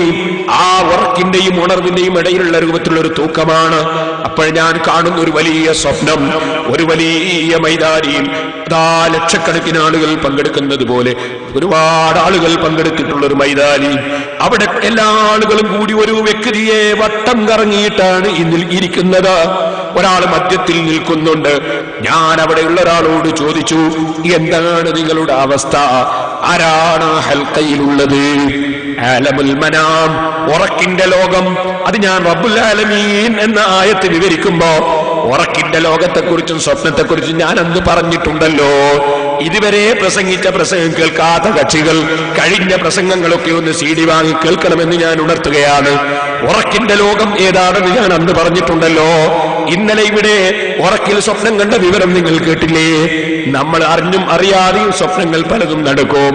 അത് അല്ലാഹുവിങ്കിൽ നിന്നുള്ളതാണ്. ഞാൻ ഓർക്കുകയാണ്, ഞാൻ ഒരിക്കൽ കണ്ണൂർ ജില്ലയിലെ ഒരു സ്ഥലത്ത് വെച്ച് ഈ വേങ്ങാട് തരീക്കത്ത് എന്ന് പറഞ്ഞ പഴച്ച തരീക്കത്തിനെതിരെ പ്രസംഗിച്ചു. ആ തരീക്കത്തിന്റെ ആളായിട്ട് ഈ പന്താവൂർക്കാരനൊരു മൗലവി ഉണ്ടല്ലോ, മുമ്പ് ഒരു പ്രസംഗത്തിൽ ഞാൻ പറഞ്ഞില്ലേ, മാനസിക രോഗിയാണെന്ന്. KVM പന്താവൂർ എന്ന് പറയുന്ന ഒരു മൗലവി. ആ മൗലവിയെ കള്ളത്തരീക്കത്തിന്റെ ശൈഖിന്റെ അടുക്കൽ വന്നതിനെ സംബന്ധിച്ച് വിമർശിച്ച് പ്രസംഗിക്കുമ്പോ ഞാനന്ന് പറഞ്ഞിരുന്നു അദ്ദേഹം ഒരു പേഴ്ച പ്രസ്ഥാനത്തിന്റെ ആളാണെന്ന്. പുല്ലൂക്കര ജുമാഅത്ത് പള്ളിയിൽ ഉസ്താദിന്റെ കൂടെ പഠിക്കുന്ന ഒരു മുതഅല്ലിമ് അന്ന് എന്നെ തെറ്റിദ്ധരിച്ചു. ആ മുതഅല്ലിമ് പിന്നീട് എനിക്കൊരു കത്തയച്ചു. സുബ്ഹാനല്ലാഹ്, ഉസ്താദിന്റെ ഒരു കറാമത്ത് ഞാൻ അപ്പോഴാണ് മനസ്സിലാക്കിയത്. ആ കുട്ടിയുടെ തെറ്റിദ്ധാരണ മുഴുവനും ഒരു സ്വപ്നത്തിലൂടെ നീക്കിക്കൊടുക്കാൻ ഉസ്താദ് അവരുടെ കറാമത്ത് കൊണ്ട് സാധിച്ചിരുന്നു. ഞാനിപ്പോൾ അതിലേക്ക് കടക്കുന്നില്ല. പുല്ലൂക്കര ഉസ്താദ് ഒരു വലിയ മഹാനായിരുന്നു. അല്ലാഹു അവിടുത്തെ ദറജ ഏറ്റി കൊടുക്കണം റഹ്മാനെ. അങ്ങനെ സ്വപ്നം എന്ന് പറയുന്നത് മുഴുവനും തള്ളാനുള്ളതല്ല, എല്ലാം കൊള്ളാനുള്ളതുമല്ല. അതിന്റെ ലോകം വേറെ ഒന്നാണ്. ഇരിക്കട്ടെ, ഇത് മഹാനായ ഇമാം സാഫത്ത് അബുൽ ഫതീഹ് സാവി റളിയല്ലാഹു അൻഹു പറയാണ്, സ്വപ്നത്തിൽ ഞാൻ കാണുന്നത് ഒരു വലിയ സമ്മേളനമാണ്. മധ്യത്തിൽ ഒരാൾ നിൽക്കുന്നു, വട്ടം കറങ്ങിയിട്ട് ഒരുപാട് ആൾ വേറെയും നിൽക്കുന്നു. ഞാൻ ചോദിച്ചാരാണ്? ഇപ്പൊ മറുപടി കിട്ടി, ഹുവ റസൂലുള്ളാഹി. ഈ വട്ടത്തിന്റെ ഉള്ളിൽ നിൽക്കുന്ന ആള് റസൂലുള്ളാഹി സ്വല്ലല്ലാഹു അലൈഹി വസല്ലം തങ്ങളാണ്. ഇതിന്റെ ചുറ്റുഭാഗത്തുള്ളതാരാണ്? ഹൗലായി അസ്ഹാബുൽ മദാഹിബി. അത് 4 മദ്ഹബിലുമുള്ള ഇമാമിയങ്ങളാണ്. മധ്യത്തിലുള്ളത് നബി സല്ലല്ലാഹു അലൈഹി വസല്ലം തങ്ങളാണ്. എന്താ പരിപാടി? യുരീദൂന അൻ യഖറഉ മദാഹിബഹും വഇഅ്തിഖാദഹും മിൻ കുതുബിഹിം അലാ റസൂലില്ലാഹി സല്ലല്ലാഹു അലൈഹി വസല്ലം യുസഹിഹുഹു അലൈഹി. 4 മദ്ഹബിന്റെ ഇമാമിയങ്ങളും അവരെ പിൻഗാമികളായ ഇമാമിയങ്ങളും അവരെ കിതാബുകളിലുള്ള വിഷയങ്ങള് നബി സല്ലല്ലാഹു അലൈഹി വസല്ലം തങ്ങൾക്ക് ആത്മീയ ലോകത്ത് വായിച്ചു കേൾപ്പിച്ചു കൊടുക്കാൻ വേണ്ടി വന്നതാണ്. നബി തങ്ങളുടെ അംഗീകാരത്തിന് വേണ്ടി വന്നതാണ്. ഞാനിങ്ങനെ നോക്കുമ്പോ ഒരു നല്ല കിതാബും എടുത്തിട്ടതാ ഒരു സുന്ദരനായ വ്യക്തി വരുന്നു. ഒരു വല്ലാത്ത കിതാബുണ്ട് കയ്യിൽ. ഉടനെ തന്നെ പറയപ്പെടുന്നു, അതാ ഇമാം ശാഫിഈ റളിയല്ലാഹു അൻഹു വന്നു. അതാ ഞാൻ നോക്കി, ഫദഖല ഫീ വസ്തിൽ ഹൽഖ. ആ ഹൽഖയുടെ മധ്യത്തിലേക്ക് ഇമാം ശാഫിഈ റളിയല്ലാഹു അൻഹു കടന്നു ചെന്നു. വസല്ലമ അലാ റസൂലില്ലാഹി സ്വല്ലല്ലാഹു അലൈഹി വസല്ലം. നേരെ ചെന്ന് റസൂലുള്ളാഹി സ്വല്ലല്ലാഹു അലൈഹി വസല്ലം സലാം പറയാണ്. فرأيت رسول الله صلى الله عليه وسلم في جماله وكماله متلبسا بالثياب البيض المغسولة النظيفة من العمامة والقميص وسائر الثياب. ശബാബ്. നബി സല്ലല്ലാഹു അലൈഹി വസല്ലം തങ്ങൾ എന്തൊരു ഭംഗിയാണ്, എന്തൊരു ഭംഗിയാണ്, എന്തൊരു പൂർണ്ണതയാണ്. നല്ല വെളുത്ത നല്ല വൃത്തിയുള്ള വസ്ത്രം ധരിച്ചുകൊണ്ട് തലപ്പാവും നീളക്കുപ്പായവും ധരിച്ച് നബി സല്ലല്ലാഹു അലൈഹി വസല്ലം തങ്ങൾ ഇരിക്കുന്നു. ഇമാം ശാഫിഈ റളിയല്ലാഹു അൻഹു നേരെ അങ്ങ് ചെന്ന് അസ്സലാത്തു വസ്സലാമു അലൈക യാ റസൂലല്ലാഹ്, സലാം പറയുമ്പോൾ സലാം മടക്കുന്നു. ഇമാം ശാഫിഈ റളിയല്ലാഹു അൻഹു അവിടെ സമീപത്ത് അവിടെ ഇരുന്നു. ഇമാം ശാഫിഈ റളിയല്ലാഹു അൻഹു ഇരുന്നു. അവിടുത്തെ മദ്ഹബിന്റെ കിതാബുകൾ ഇങ്ങനെ വായിച്ചു, വിശ്വാസപരമായ കാര്യങ്ങൾ വായിച്ചു. അത് കഴിഞ്ഞു, നബി തങ്ങൾ അംഗീകരിച്ചു. പിന്നെ ഓരോ മദ്ഹബിന്റെ ഇമാമിയങ്ങളും ഇങ്ങനെ വരികയാണ്. അങ്ങനെ വന്നുകൊണ്ടിരിക്കുമ്പോഴതാ സഹോദരന്മാരെ വരുന്നു ഒരു മനുഷ്യൻ. ثم أتى بعده كل صاحب مذهب إلى أن لم يبق إلا القليل. ഓരോരുത്തരും ഇങ്ങനെ വരികയാണ്. അപ്പോഴതാ فلما فرغوا إذا واحد من المبتدئة الملقبة بالرافضة. ഞാൻ നേരത്തെ പറഞ്ഞില്ലേ, അബൂബക്കർ റളിയല്ലാഹു അൻഹു പേച്ചുപോയി, ഉമർ ഇബ്നുൽ ഖത്താബ് പേച്ചുപോയി, ഉസ്മാൻ റളിയല്ലാഹു അൻഹു പേച്ചുപോയി എന്ന് വാദിച്ച റാഫിദുകൾ. ആ റാഫിദുകളിൽപ്പെട്ട ഒരു ചങ്ങാതി, ആ സുന്നത്ത് ജമാഅത്തിന്റെ പുറത്തുള്ള ഒരു ചങ്ങാതി, അയാൾ വന്നിരിക്കുന്നു, നബിന്റെ അടുക്കൽ അയാളും വന്നിരിക്കുന്നു.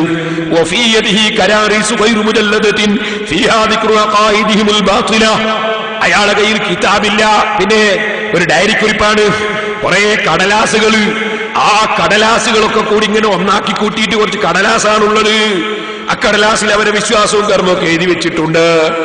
ബൈൻഡ് ചെയ്തിട്ടില്ല, കാരണം ഇത് ഇടക്കിടക്ക് മാറ്റേണ്ടതാണ്. ബൈൻഡ് ചെയ്താൽ പിന്നെ പറിക്കേണ്ടി വരും, അതുകൊണ്ട് മാറ്റേണ്ടത് കൊണ്ട് ബൈൻഡ് ചെയ്തിട്ടില്ല. കുറച്ച് കടലാസം കെട്ടുകൊണ്ടാവുന്നത്. അയാളിങ്ങ് വന്നപ്പോ ഫഖറജ വാഹിദുൻ മിമ്മൻ കാന മഅ റസൂലില്ലാഹി സ്വല്ലല്ലാഹു അലൈഹി വസല്ലം, റസൂലുള്ളാഹി സ്വല്ലല്ലാഹു അലൈഹി വസല്ലം തങ്ങളുടെ കൂടെയുള്ള ഒരു മഹാനായ ഇമാമ് അവിടുന്ന് ചാടി ഇങ്ങോട്ട് എഴുന്നേറ്റു. എഴുന്നേറ്റിങ് വന്നിട്ടോ വസജറഹു, അവനെ അങ്ങോട്ട് വിരട്ടിയില്ലേ, പോടാ. വാഹദൽ കരാരീസ, അവന്റെ കയ്യിലെ കടലാസ് മുഴുവനും ആ ഇമാം പിടിച്ചിങ് വാങ്ങി. മിനിയദിഹി, അവന്റെ കയ്യിൽ നിന്ന് വറമാഹാ ഇലാ ഖാരിജിൽ ഹൽഖ, കൊണ്ടുപോടാ, നിന്റെ കടലാസും കിട്ടും എന്നും പറഞ്ഞ് വലിച്ചൊരേറ് കൊടുത്തു ആ ഇമാമ്. വതറദഹു വഹാനഹു, പോടാ. ഇവിടെ നബി സല്ലല്ലാഹു അലൈഹി വസല്ലം തങ്ങളുടെ സദസ്സിൽ ഇമാമിങ്ങൾ ഒരുമിച്ച് കൂടിയത് കണ്ടിട്ട് നീ നിന്റെ കടലാസൊത്ത് നിനക്കും കയറാമെന്നാണോ ധരിച്ചത്? പോടാ എന്ന് പറഞ്ഞിട്ട് ഒരൊറ്റ ആട്ട് കൊടുത്തു. അങ്ങനെ ഞാൻ നോക്കി, ഓരോ ഇമാമിങ്ങളും ഓരോ കിതാബുകൾ ഇങ്ങനെ വായിക്കുകയാണ്. അങ്ങനെ വായിച്ചു കൊണ്ടിരിക്കുമ്പോ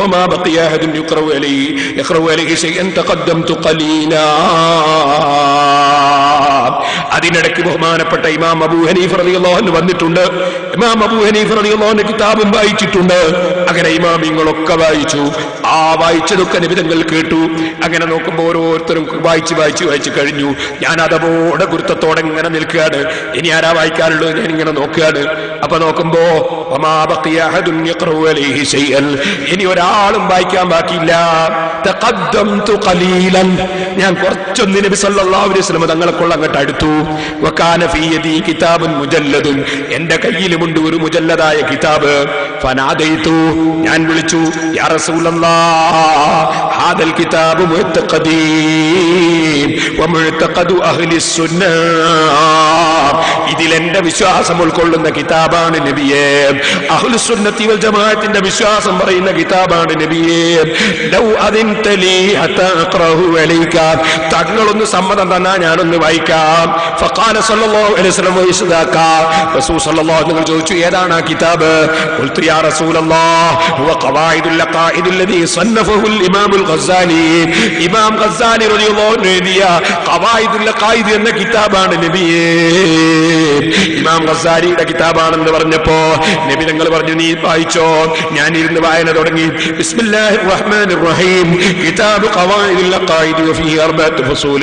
الفصل الأول في ترجمة عقيدة أهل السنة في كلمتي الشهادة التي هي أحد مباني الإسلام، فنقول وبالله التوفيق الحمد لله المبدي المعيد الفعال لما يريد الجديد ذي العرش المجيد والبطش الشديد الهادي صفوة الأمين إلى المنهج الرشيد والمسلك السديد المنعم عليهم بعد شهادة التوحيد بحراسة عقائدهم من ظلمات التشكيك والترديد السابق بهم من اتباع رسوله المصطفى صلى الله عليه وسلم واقتفاء صحبه الأكرمين بالتأييد والتسديد المتدل عنهم في ذاته وأفعاله بمحاسن أوصافه എന്നിങ്ങനെ തുടങ്ങിയിട്ട് നബി സല്ലല്ലാഹു അലൈഹി വസല്ലം തങ്ങളും സഹാബത്തും മഹാന്മാരായ മുൻഗാമികളൊക്കെ പഠിപ്പിച്ചിട്ടുള്ള ആശയത്തെ സംബന്ധിച്ചും അല്ലാഹുവിന്റെ മഹത്വത്തെക്കുറിച്ചും ഒക്കെ വിവരിച്ച് ഷഹാദത്ത് കലിമയുടെ ഒന്നാം ഭാഗം വിവരിച്ചുകൊണ്ടുള്ള ആ വിശദീകരണങ്ങൾ ഇങ്ങനെ വായിച്ചു കൊണ്ടിരിക്കുമ്പോൾ വല്ലവ്വലു വല്ലാഹിറു വൽബാത്തിനു വല്ലാഹിറു വഅന്നഹു ലൈസ ബിജിസ്മിൻ മുസവ്വരിൻ വലാ ജൗഹരിൻ മഹ്ദൂദിൻ മഖ്ദൂറാതുഹു ലാ യുമാഥിലു അജ്സാമ ലാ ഫി തഖ്ദീരി വലാ ഫി ഖബൂലിൽ ഇൻഖിസാം. അല്ലാഹു തആല ശരീരമുള്ളവനല്ല, അവയവങ്ങളുള്ളവനല്ല, തടിയുള്ളവനല്ല, ഒരു സ്ഥലത്ത് ഇരിക്കുന്നവനല്ല, കിടക്കുന്നവനല്ല. അങ്ങനെ തുടങ്ങിയിട്ട് പടച്ചവനെ സംബന്ധിച്ചുള്ള വിശദീകരണങ്ങളൊക്കെ ഇങ്ങനെ പറഞ്ഞിട്ട് വലൈസ കമിസ്ലിഹി ശൈഉൻ, അല്ലാഹുവിനെ പോലെ ഒന്നുമില്ല. വലാ ഹുവ മിസ്ലു ശൈഇൻ, ഒരു സാധനവും അല്ലാഹുവിനെ പോലെയില്ല, അല്ലാഹ് മറ്റൊന്നു പോലെയല്ല. ഇങ്ങനെ പറഞ്ഞിട്ട് ലാ യുഹിദ്ദുൽ മിഖ്ദാർ വലാ തഹ്വീൽ അഖ്താർ വലാ തുഹീതു ബിൽ ജിഹാദ്, അല്ലാഹുവിന് വലത് ഭാഗം, ഇടത് ഭാഗം, മുൻഭാഗം, പിൻഭാഗം, മേൽഭാഗം, താഴ്ഭാഗം പോലെയുള്ള ഭാഗങ്ങളില്ല. അല്ലാഹു തആല അർശിന്റെ മേൽ ഇസ്തിവാ ചെയ്തു എന്ന് പറഞ്ഞാൽ വബിൽ മാന അല്ലദി അറാദഹു ഇസ്തിവാ മുനസ്സഹൻ അനിൽ മുമാസത്തി വൽ ഇസ്തിഖ്റാരി, തൊട്ടുകൊണ്ടുള്ളതല്ല, സ്ഥിരപ്പെട്ടുകൊണ്ടുള്ളതല്ല, ഇരുന്നു കൊണ്ടുള്ളതല്ല, ഇറങ്ങിക്കൊണ്ടുള്ളതല്ല. അല്ലാഹുവിന് നീങ്ങലില്ല. അല്ലാഹു തആല ഒരു സ്ഥലത്ത് നിന്ന് വേറൊരു സ്ഥലത്തേക്ക് നീങ്ങലില്ല. അർശിനെ അല്ലാഹു തആല യഹ്മിലുൽ അർശു, അർശ് അല്ലാഹുവിനെ ചുമക്കുന്നില്ല. അതേ സമയത്ത് അതാ ബലിൽ അർശു ഹമലതുഹു മഹ്മൂലൂന ബിലുത്ഫി ഖുദ്റതിഹി, അർശും അർശിനെ ചുമക്കുന്ന മലക്കുകളുമൊക്കെ അല്ലാഹുവിന്റെ ഖുദ്റത്ത് കൊണ്ട് നിൽക്കുന്നവരാണ്. ഇങ്ങനെ പറഞ്ഞിട്ട് ഓരോ കാര്യങ്ങളും വിവരിച്ചുകൊണ്ട് അല്ലാഹു അർശിന്റെയും എല്ലാറ്റിന്റെയും മേലെയാണ്. അവനേക്കാൾ മേന്മയുള്ള മറ്റൊരാളില്ല. ഏറ്റവും വലിയ, ഏറ്റവും മേലെയായവൻ അല്ലാഹുവാണ് എന്ന് പറഞ്ഞാൽ ഏറ്റവും സ്ഥാനമുള്ളവൻ അല്ലാഹുവാണ്, എല്ലാ ദറജകളും ഉള്ളവൻ അല്ലാഹുവാണ്. ഇങ്ങനെ അല്ലാഹുവിനെ സംബന്ധിച്ച് പറഞ്ഞിട്ട് അല്ലാഹു തആല സ്ഥലങ്ങളെ മുഴുവനും പടക്കുന്നതിന് മുമ്പ് അല്ലാഹു ഉണ്ട്. അല്ലാഹു ഒരു സ്ഥലത്തുമല്ല, സ്ഥലങ്ങളെ പടക്കുന്നതിന് മുമ്പ് തന്നെ അല്ലാഹു ഉണ്ട്. കാന ഖബ്ല അൻ ഖലഖ അസ്സമാന വൽ മകാന വഹുവ അലാ മാ നഹികാൻ, സ്ഥലങ്ങളെ പടക്കുന്നതിന് മുമ്പ് അല്ലാഹു ഉണ്ട്. അതുകൊണ്ട് അല്ലാഹുവിന് സ്ഥലത്തിന്റെ ആവശ്യമില്ല, അല്ലാഹു ഒരു സ്ഥലത്താണെന്ന് പറയാൻ പാടില്ല. ഇങ്ങനെ വിവരിച്ച അല്ലാഹുവിനെ പറ്റിയുള്ള വിവരങ്ങളൊക്കെ ഇമാം ഗസാലി വിവരിച്ചത് ഇങ്ങനെ വായിച്ച് കുറെ പേജുകളുണ്ട്. അതുകൊണ്ട് ഞാൻ ചുരുക്കുകയാണ്.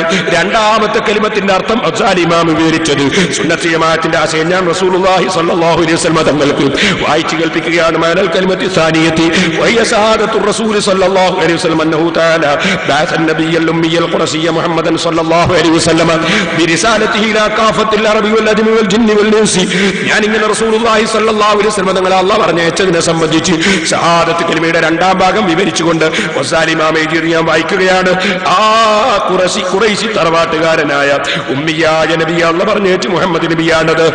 എല്ലാ അറബികളിലേക്കും അനറബികളിലേക്കും ജിന്നുകളിലേക്കും മനുഷ്യന്മാരിലേക്കും ഒക്കെ അയക്കപ്പെട്ട ആളാണത് എന്നിങ്ങനെ ഞാൻ വിവരിക്കുമ്പോ ഫലമ്മാ ബലഗതു ഇലാ ഹാദാ, വിവരിച്ചിട്ട് ഞാൻ അവിടെ എത്തിയപ്പോ നബി സല്ലല്ലാഹു അലൈഹി വസല്ലം തങ്ങളെ മദ്ഹ് പറയുന്ന ആ സ്ഥലത്ത് ഞാൻ എത്തിയപ്പോ റഅയ്തുൽ ബസാസത വത്തബസ്സുമ ഫീ വജ്ഹിഹി സല്ലല്ലാഹു അലൈഹി വസല്ലം ഇദൻ ദഹൈതു ഇലാ നാതിഹി വസിഫതിഹി ഫൽതഫത ഇലയ്യ.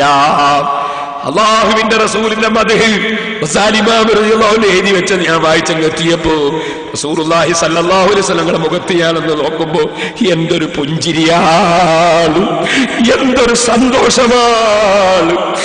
ആ സമയത്ത് എന്നിലേക്കൊന്ന് നോക്കി നബി സല്ലല്ലാഹു അലൈഹി വസല്ലം. ഉടനെ തന്നെ തിരിഞ്ഞു നോക്കിയിട്ട് ഒരു ചോദ്യം, ഐനൽ ഗസാലി, ഐനൽ ഗസാലി, ഇമാം ഗസാലി എവിടെ, ഇമാം ഗസാലി എവിടെ? നോക്കുമ്പോൾ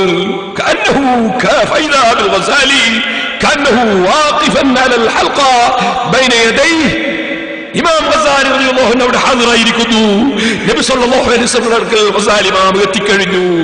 ഉടനെ തന്നെ ഗസാലി ഇമാം തങ്ങൾ പറയുന്നു, ഹാനദാ യാ റസൂലല്ലാഹ്, ഹാനദാ യാ റസൂലല്ലാഹ്, തങ്ങൾ എന്നെ അന്വേഷിച്ചോ നബിയേ, ഞാനിവിടെ ഉണ്ട് നബിയേ. വതഖദ്ദമ വസല്ലമ അലാ റസൂലില്ലാഹി സ്വല്ലല്ലാഹു അലൈഹി വസല്ലം, സമീപത്തേക്ക് എന്ന് റസൂലുള്ളാഹി സ്വല്ലല്ലാഹു അലൈഹി വസല്ലം സലാം ചൊല്ലി. നബി തങ്ങൾ സലാം മടക്കി. മടക്കലോടുകൂടെ തന്നെ അവിടുത്തെ ശറഫാക്കപ്പെട്ട കൈ നബി സല്ലല്ലാഹു അലൈഹി വസല്ലം ഇമാം ഗസാലിക്ക് നീട്ടിക്കൊടുത്തു. വൽ ഗസാലി യുഖബ്ബിലു യദഹു വയളു ഖദ്ദൈഹി അലൈഹാ തബറുകം ബിഹി വബിയദിഹിൽ അസീസത്തിൽ മുബാറക. ബഹുമാനപ്പെട്ട ഇമാം ഗസാലി തങ്ങൾ നബി സല്ലല്ലാഹു അലൈഹി വസല്ലം തങ്ങളുടെ കൈയും അവിടുത്തെ ശരീരവും ചുംബിച്ചുകൊണ്ടിരിക്കുന്നു, കവിൾത്തടം വെച്ചുകൊണ്ടിരിക്കുന്നു.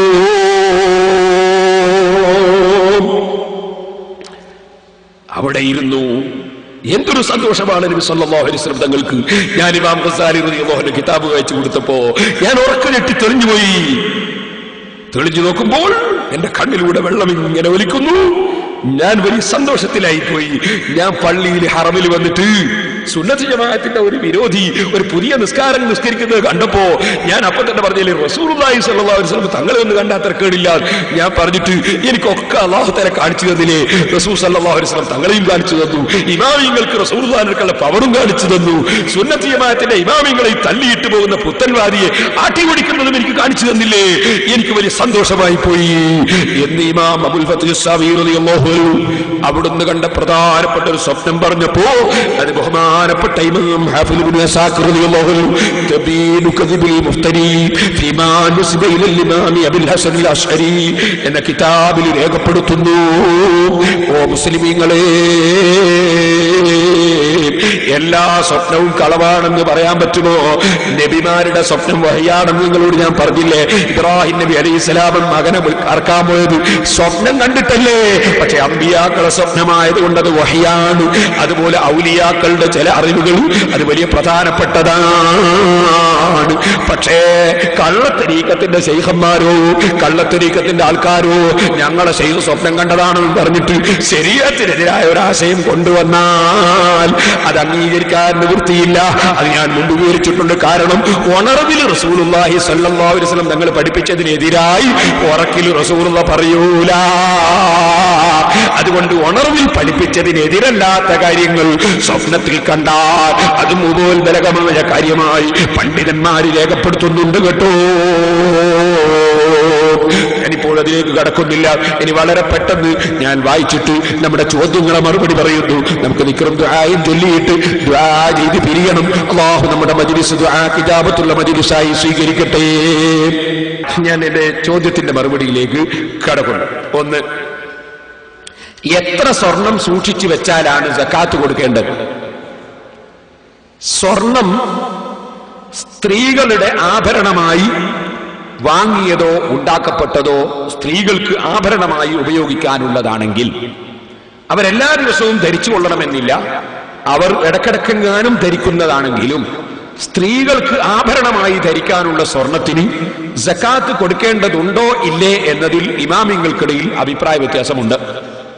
ഇമാം ഷാഫിഈ റളിയല്ലാഹു അൻഹുവിന്റെ പ്രബലമായ അഭിപ്രായത്തിൽ ആഭരണത്തിന്, സ്ത്രീകളുടെ ആഭരണത്തിന് സ്ത്രീകൾ സക്കാത്ത് കൊടുക്കേണ്ടതില്ല എന്നാണ്. ഖദീമായ ഖൗലിൽ കൊടുക്കണം എന്നുണ്ട്, ഹനഫി മദ്ഹബിലും കൊടുക്കണം എന്നുണ്ട്. രണ്ടാമത്തെ ചോദ്യം, എത്ര സ്വർണം സൂക്ഷിച്ചു വെച്ചാലാണ് സക്കാത്ത് കൊടുക്കേണ്ടത് എന്നാണ്. പവൻ കണക്കിന് വിവരിക്കാമോ? പവനും പറഞ്ഞാൽ മതിയാകുന്നില്ല, ഗ്രാം പറഞ്ഞാലാ മനസ്സിലാക്കുക. ഒരു ഗ്രാമിന് 8 ഗ്രാമാണ് ഒരു പവൻ. 85 ഗ്രാം സ്വർണം സൂക്ഷിച്ചു വെച്ചാൽ സക്കാത്ത് കൊടുക്കേണ്ടതാണ്. രണ്ടാമത്തെ ചോദ്യം, തന്റെ സ്വർണത്തിൽ നിന്ന് ഭർത്താവിന്റെ സമ്മതം കൂടാതെ ദീനീ സ്ഥാപനത്തിലേക്ക് സദഖ ചെയ്യാമോ എന്നാണ്. ഭർത്താവിന് ഭാര്യയുടെ സ്വത്തിന് അവകാശം ഇല്ല മരിച്ചാലല്ലാതെ. മരിക്കുന്നതിന് മുമ്പ് ഭാര്യയുടെ സ്വത്ത് അവളുടേതാണ്. അവൾക്ക് ആഖിറത്തിൽ പ്രതിഫലം കിട്ടാൻ വേണ്ടി അവൾ സദഖ ചെയ്യുന്നതിന് തെറ്റില്ല. പക്ഷേ ഞാൻ എന്റെ ആഖിറത്തിന് വേണ്ടി കൊടുക്കുകയാണ്, നിങ്ങൾക്ക് സമ്മതമായിരിക്കില്ലേ, നിങ്ങൾ എന്റെ ആഖിറം നഷ്ടപ്പെടുത്തൂലല്ലോ എന്നൊരു സമ്മതം ചോദിച്ച് സമ്മതം വാങ്ങി വെച്ചാൽ പിന്നീട് പണത്തിനെ അധികം സ്നേഹിക്കുന്ന ഭർത്താക്കന്മാര് കുലുമാൽ ഉണ്ടാക്കാതിരിക്കാൻ നല്ലതാണ്. എന്നോടൊന്നും പറഞ്ഞില്ലല്ലോ, നീ കൊടുക്കൽ നീ കൊടുത്തോ, ഒന്നെന്നോട് ചോദിച്ചുകൂടായിരുന്നോ എന്ന് പറയാനുള്ള ഒരു അവസരം വെക്കാതിരിക്കാൻ ഭർത്താവ് അങ്ങനെ ഒരു കുലുമാലുണ്ടാക്കുന്ന സൈസാണെങ്കിൽ ഒന്നെങ്കിൽ ചോദിച്ചു കളയുന്നത് അയാളെ മനസ്സ് തൃപ്തിപ്പെടുത്താൻ വേണ്ടി നല്ലതാണ്. 3, ഉള്ളു പരിശോധിച്ചാൽ കുളി നിർബന്ധമാകുമോ? കുളി നിർബന്ധമാകുന്ന കാര്യത്തിൽ ഉള്ളു പരിശോധിക്കുക എന്നത് എണ്ണപ്പെട്ടിട്ടില്ല. 4, എയ്റ്റീര് ഭർത്താവിന്റെ സമ്മതം കൂടാതെ കുടിക്കാമോ? അത് ദശമൂലാരിഷ്ടവും മറ്റ് മരുന്നുകളൊക്കെ കുടിക്കുന്നതിന്റെ അതേ വിധിയാണ് എയ്റ്റീര് കുടിക്കുന്നതിന്റെയും വിധി. മറ്റ് മരുന്നുകൾ ഭർത്താവിന്റെ സമ്മതം ഇല്ലാതെ കുടിക്കാമോ? എങ്കിൽ ഇതും കുടിക്കാം. അത് കുടിച്ചുകൂടെയോ? എങ്കിൽ ഇതും കുടിച്ചുകൂടാ. അതുകൊണ്ട് അതിന് പ്രത്യേകം ഒരു നിയമം ഇല്ല. രണ്ടാമത്തത്, എഴുത്തുനീര് കുടിക്കാമോ തെളിവുണ്ടോ എന്നാണ്. അതിന് തെളിവുണ്ട്. എഴുത്തുനീര് നമ്മളെ നാട്ടിൽ സാധാരണ പറയുന്നത് ആയത്ത്, അതുപോലെ ബഹുമാനപ്പെട്ട ഇസ്മുകൾ, പേരുകൾ, അങ്ങനെ ബഹുമാനമുള്ള ദിക്റുകൾ പിഞ്ഞാണത്തിൽ എഴുതി മായ്ച്ചു കുടിക്കുന്നതിനാണ് എഴുത്തീര് കുടിക്കുക എന്ന് പറയുന്നത്. അത് പണ്ഡിതന്മാർക്കിടയിൽ തർക്കമില്ലാത്ത ഒരു കാര്യമാണ്. ഞാൻ നിങ്ങളോട് പറയുന്നു, ഇമാം ഷാഫിഈ റളിയല്ലാഹു അൻഹുവിനേക്കാൾ വിവരമുണ്ടെന്ന് എഴുത്തീര് കുടിക്കാൻ പാടില്ല എന്ന് പറയുന്ന കക്ഷികൾ അവരുടെ പുസ്തകത്തിൽ പരിചയപ്പെടുത്തിയ പണ്ഡിതനാണ് ഇബ്നു തൈമിയ്യ. ആ ഇബ്നു തൈമിയ്യ അദ്ദേഹത്തിന്റെ ഫതാവയിലെ 1-ാം വാള്യം 307-ാമത്തെ പേജിൽ രേഖപ്പെടുത്തുകയാണ്, വൈദാ കുതിബ ശൈഉം മിനൽ ഖുർആനി അവി ദിക്രി, ഖുർആനിൽ നിന്ന് വല്ലതും, അവി ദിക്രി അല്ലെങ്കിൽ ദിക്റിൽ നിന്ന് വല്ലതും എഴുതപ്പെട്ടാൽ, ഫീ ഇനാഇൻ ഒരു പാത്രത്തിൽ, ഔ ലൗഹിൻ അല്ലെങ്കിൽ ഒരു പലകയിൽ, വമുഹിയ ബിൽ മാഇ വഗൈരിഹി എന്നിട്ട് വെള്ളം കൊണ്ടോ അല്ലെ നല്ല ജീരകത്തിന്റെ വെള്ളം കൊണ്ടോ അല്ലെ വേറെ എന്തെങ്കിലും സാധനം കൊണ്ടോ അത് മയക്കപ്പെടുകയും ചെയ്താൽ, വസുരിബ ദാലിക എന്നിട്ട് അത് കുടിക്കുകയും ചെയ്താൽ, ഫലാ ബഅസ ബിഹി അതുകൊണ്ട് ഒരു തരക്കേടും ഇല്ല. നസ്സ അലൈഹി അഹ്മദ് അതിന് തരക്കേടില്ലെന്ന് 10 ലക്ഷത്തോളം ഹദീസ് മനപ്പാഠം പഠിച്ച ലോകപ്രശസ്ത പണ്ഡിതനായ അഹ്മദ് ഇബ്നു ഹംബൽ റളിയല്ലാഹു അൻഹു പറഞ്ഞിരിക്കുന്നു. ഷാഫി ഇമാമിന്റെ ശിഷ്യനാണ്, ബുഖാരി ഇമാമിന്റെ ഉസ്താദ. വഗൈറുഹു മറ്റുള്ള പണ്ഡിതന്മാരും പറഞ്ഞിരിക്കുന്നു. വനഖലു ആ പണ്ഡിതന്മാർ ഉദ്ധരിച്ചിരിക്കുന്നു, ഇബ്നു അബ്ബാസ് റളിയല്ലാഹു അൻഹുമാ നബി സല്ലല്ലാഹു അലൈഹി വസല്ലം തങ്ങൾ ഖുർആൻ ഇദ്ദേഹത്തിന് നീ മനസ്സിലാക്കി കൊടുക്കണേ അല്ലാഹ് എന്ന് പ്രത്യേകം ദുആ ചെയ്തു കൊടുത്ത സഹാബിയാണ് ഇബ്നു അബ്ബാസ് റളിയല്ലാഹു അൻഹു. ആ ഇബ്നു അബ്ബാസ് റളിയല്ലാഹു അൻഹു ഉദ്ധരിക്കപ്പെട്ടിരിക്കുന്നു, അന്നഹു കാന യക്തുബു കലിമാത്തിൻ മിനൽ ഖുർആൻ. ആ സഹാബിയായ ഇബ്നു അബ്ബാസ് റളിയല്ലാഹു അൻഹു ഖുർആനിൽ നിന്നുള്ള ചില വാചകങ്ങൾ എഴുതാറുണ്ട്, വദ്ദിക്ർ ദിക്റും എഴുതാറുണ്ട്, വയഅ്മുറു ബി അൻ തുസ്ഖാ ലിമൻ ബിഹി ദാഉൽ, രോഗമുള്ള ആൾക്കത് കുടിപ്പിക്കപ്പെടാൻ ബഹുമാനപ്പെട്ടവർ കൽപ്പിക്കാറും ഉണ്ട്. വഹാദാ യഖ്തദി അന്ന ലിദാലിക ബറക അതുകൊണ്ട് അങ്ങനെ എഴുതി കുടിക്കുന്നതിന് ബറക്കത്തുണ്ട് എന്ന് ഇത് പഠിപ്പിക്കുന്നു എന്ന് ഇബ്നു തൈമിയ്യ അതേ അഹ്മദ് ഇബ്നു ഹംബൽ റളിയല്ലാഹു അൻഹുവിൽ നിന്ന് ഹദീസ് ഉദ്ധരിച്ചുകൊണ്ട്, സ്വഹാബത്തിന്റെ ഹദീസ് ഉദ്ധരിച്ചുകൊണ്ട് രേഖപ്പെടുത്തുന്നു.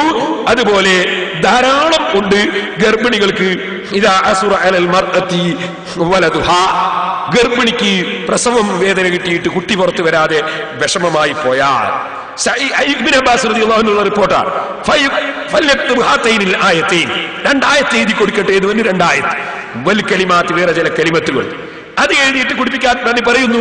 അത് ഒന്ന് ബിസ്മില്ലാഹി ലാ ഇലാഹ ഇല്ലാ ഹുവൽ ഹലീമുൽ കരീം, സുബ്ഹാനല്ലാഹി റബ്ബിസ് സമാവാതി സബഇ വ റബ്ബിൽ അർശിൽ അളീം, കഅന്നഹും യൗമ യറൂനഹാ ലം യൽബസൂ ഇല്ലാ അശിയതൻ ഔ ളുഹാഹാ, കഅന്നഹും യൗമ യറൂന മാ യുഅദൂന ലം യൽബസൂ ഇല്ലാ സഅതൻ മിൻ നഹാർ ബലാ ഫഹൽ യുഹ്ലകു ഇല്ലൽ ഖൗമുൽ ഫാസിഖൂൻ എന്ന ആയത്ത് എഴുതി കൊടുക്കാൻ വേണ്ടി സ്വഹാബിയായ ഇബ്നു അബ്ബാസ് റളിയല്ലാഹു അൻഹുവിന്റെ നിർദ്ദേശം ഇമാം ബുഖാരിയുടെ ഉസ്താദുമാരിൽപ്പെട്ട ഇമാം ഇബ്നു അബീ ശൈബ റളിയല്ലാഹു അൻഹു മുസന്നഫിന്റെ 5-ാം വാള്യം 433-ാമത്തെ പേജിൽ രേഖപ്പെടുത്തി വെക്കും. ഇതുകൊണ്ട് തന്നെ ഇമാം നവവി റളിയല്ലാഹു അൻഹു അതുപോലുള്ള പണ്ഡിതന്മാരെല്ലാം ഖുർആൻ എഴുതി കുടിക്കുന്നത് ഒരു വിരോധമില്ലെന്നും രോഗികൾക്കും മറ്റും അത് കുടിപ്പിക്കുന്നതിൽ ഒരു തകരാറുമില്ലെന്നും വ്യക്തമായി രേഖപ്പെടുത്തി വെച്ചിട്ടുണ്ട്. 5-ാമത്തെ ചോദ്യം, കല്യാണ ദിവസം പുതുപെണ്ണിന് മുല്ലപ്പൂ ചൂടിക്കുവാൻ ഇസ്ലാമിൽ വല്ല നിയമവും ഉണ്ടോ? അങ്ങനെ കല്യാണ ദിവസം ഒരു പെണ്ണിനെയും മുല്ലപ്പൂ ചൂടിക്കണം എന്ന് ഇസ്ലാമിൽ നിയമം ഇല്ല. ചൂടിക്കണം എന്ന് ഒരു കിതാബിലും പറഞ്ഞിട്ടില്ല. ചില പണ്ഡിതന്മാർ പറയുന്നത് കേട്ടു, പൂ ചൂടുന്നതിന് വിരോധം ഇല്ല എന്ന്. അത് ശരിയാണോ? ഒരു സ്ത്രീ എപ്പോഴെങ്കിലും ഒരു പൂവോ അല്ലെ 4-5 പൂവോ എപ്പോഴെങ്കിലും ആരും കാണാതെ അവളെ തലയിൽ എടുത്തു വെച്ചാൽ അതിൽ തെറ്റൊന്നും ഇല്ല. അതുപോലെ ഭർത്താവിന്റെ റൂമിൽ കയറുമ്പോ 4-5 പൂവ് എടുത്തു വെച്ചിട്ട് അവൾ ഭർത്താവിന്റെ വീട്ടിൽ റൂമിൽ കയറിയാലും കുഴപ്പമൊന്നും ഇല്ല. പൂ തലയിൽ വെച്ചുകൂടാന്ന് ഒറ്റ കിതാബിലും ഇല്ല. അതേ സമയത്ത് ഹിന്ദുമതത്തിന്റെ ആചാരമായി അവർ നടത്തുന്നത് പോലെയും തലമറക്കാത്ത വിധത്തിൽ പൂ ചൂടിയിട്ട് മറ്റുള്ള പുരുഷന്മാരെ മുഴുവനും ആകർഷിപ്പിക്കുന്ന ശൈലിയിലും മറ്റ് മതത്തിന്റെ ആചാരത്തോട് തുല്യത കാണിക്കുന്ന വിധത്തിലും പൂ ചൂടിപ്പോകുന്ന പരിപാടി അത് ഉപേക്ഷിക്കേണ്ടതാണ് മുസ്ലിം സമുദായം എന്ന് ഞാൻ ഓർമ്മപ്പെടുത്തുകയാണ്. ആറാമത്തെ ചോദ്യം, ഔറത്ത് കാണിക്കാതെ ഏത് വസ്ത്രവും ധരിക്കാൻ പറ്റുമോ? പറ്റില്ല. പുരുഷന്മാർ പട്ടിന്റെ വസ്ത്രം ഔറത്ത് മറച്ചാലും ധരിക്കാൻ പാടില്ല. സ്ത്രീകൾക്ക് പട്ട് ധരിക്കുന്നതിന് വിരോധം ഇല്ല. എന്നാൽ ശരീരത്തിന്റെ വലിപ്പം ശരിക്കും എടുത്തു കാണിക്കുന്ന വിധത്തിലുള്ള വസ്ത്രങ്ങൾ പുരുഷന്മാരും ധരിക്കരുത്, സ്ത്രീകളും ധരിക്കരുത്. സ്ത്രീകൾ അത് ധരിക്കുന്നത് പുരുഷന്മാര് ധരിക്കുന്നതിനേക്കാൾ അപകടകരമാണ്.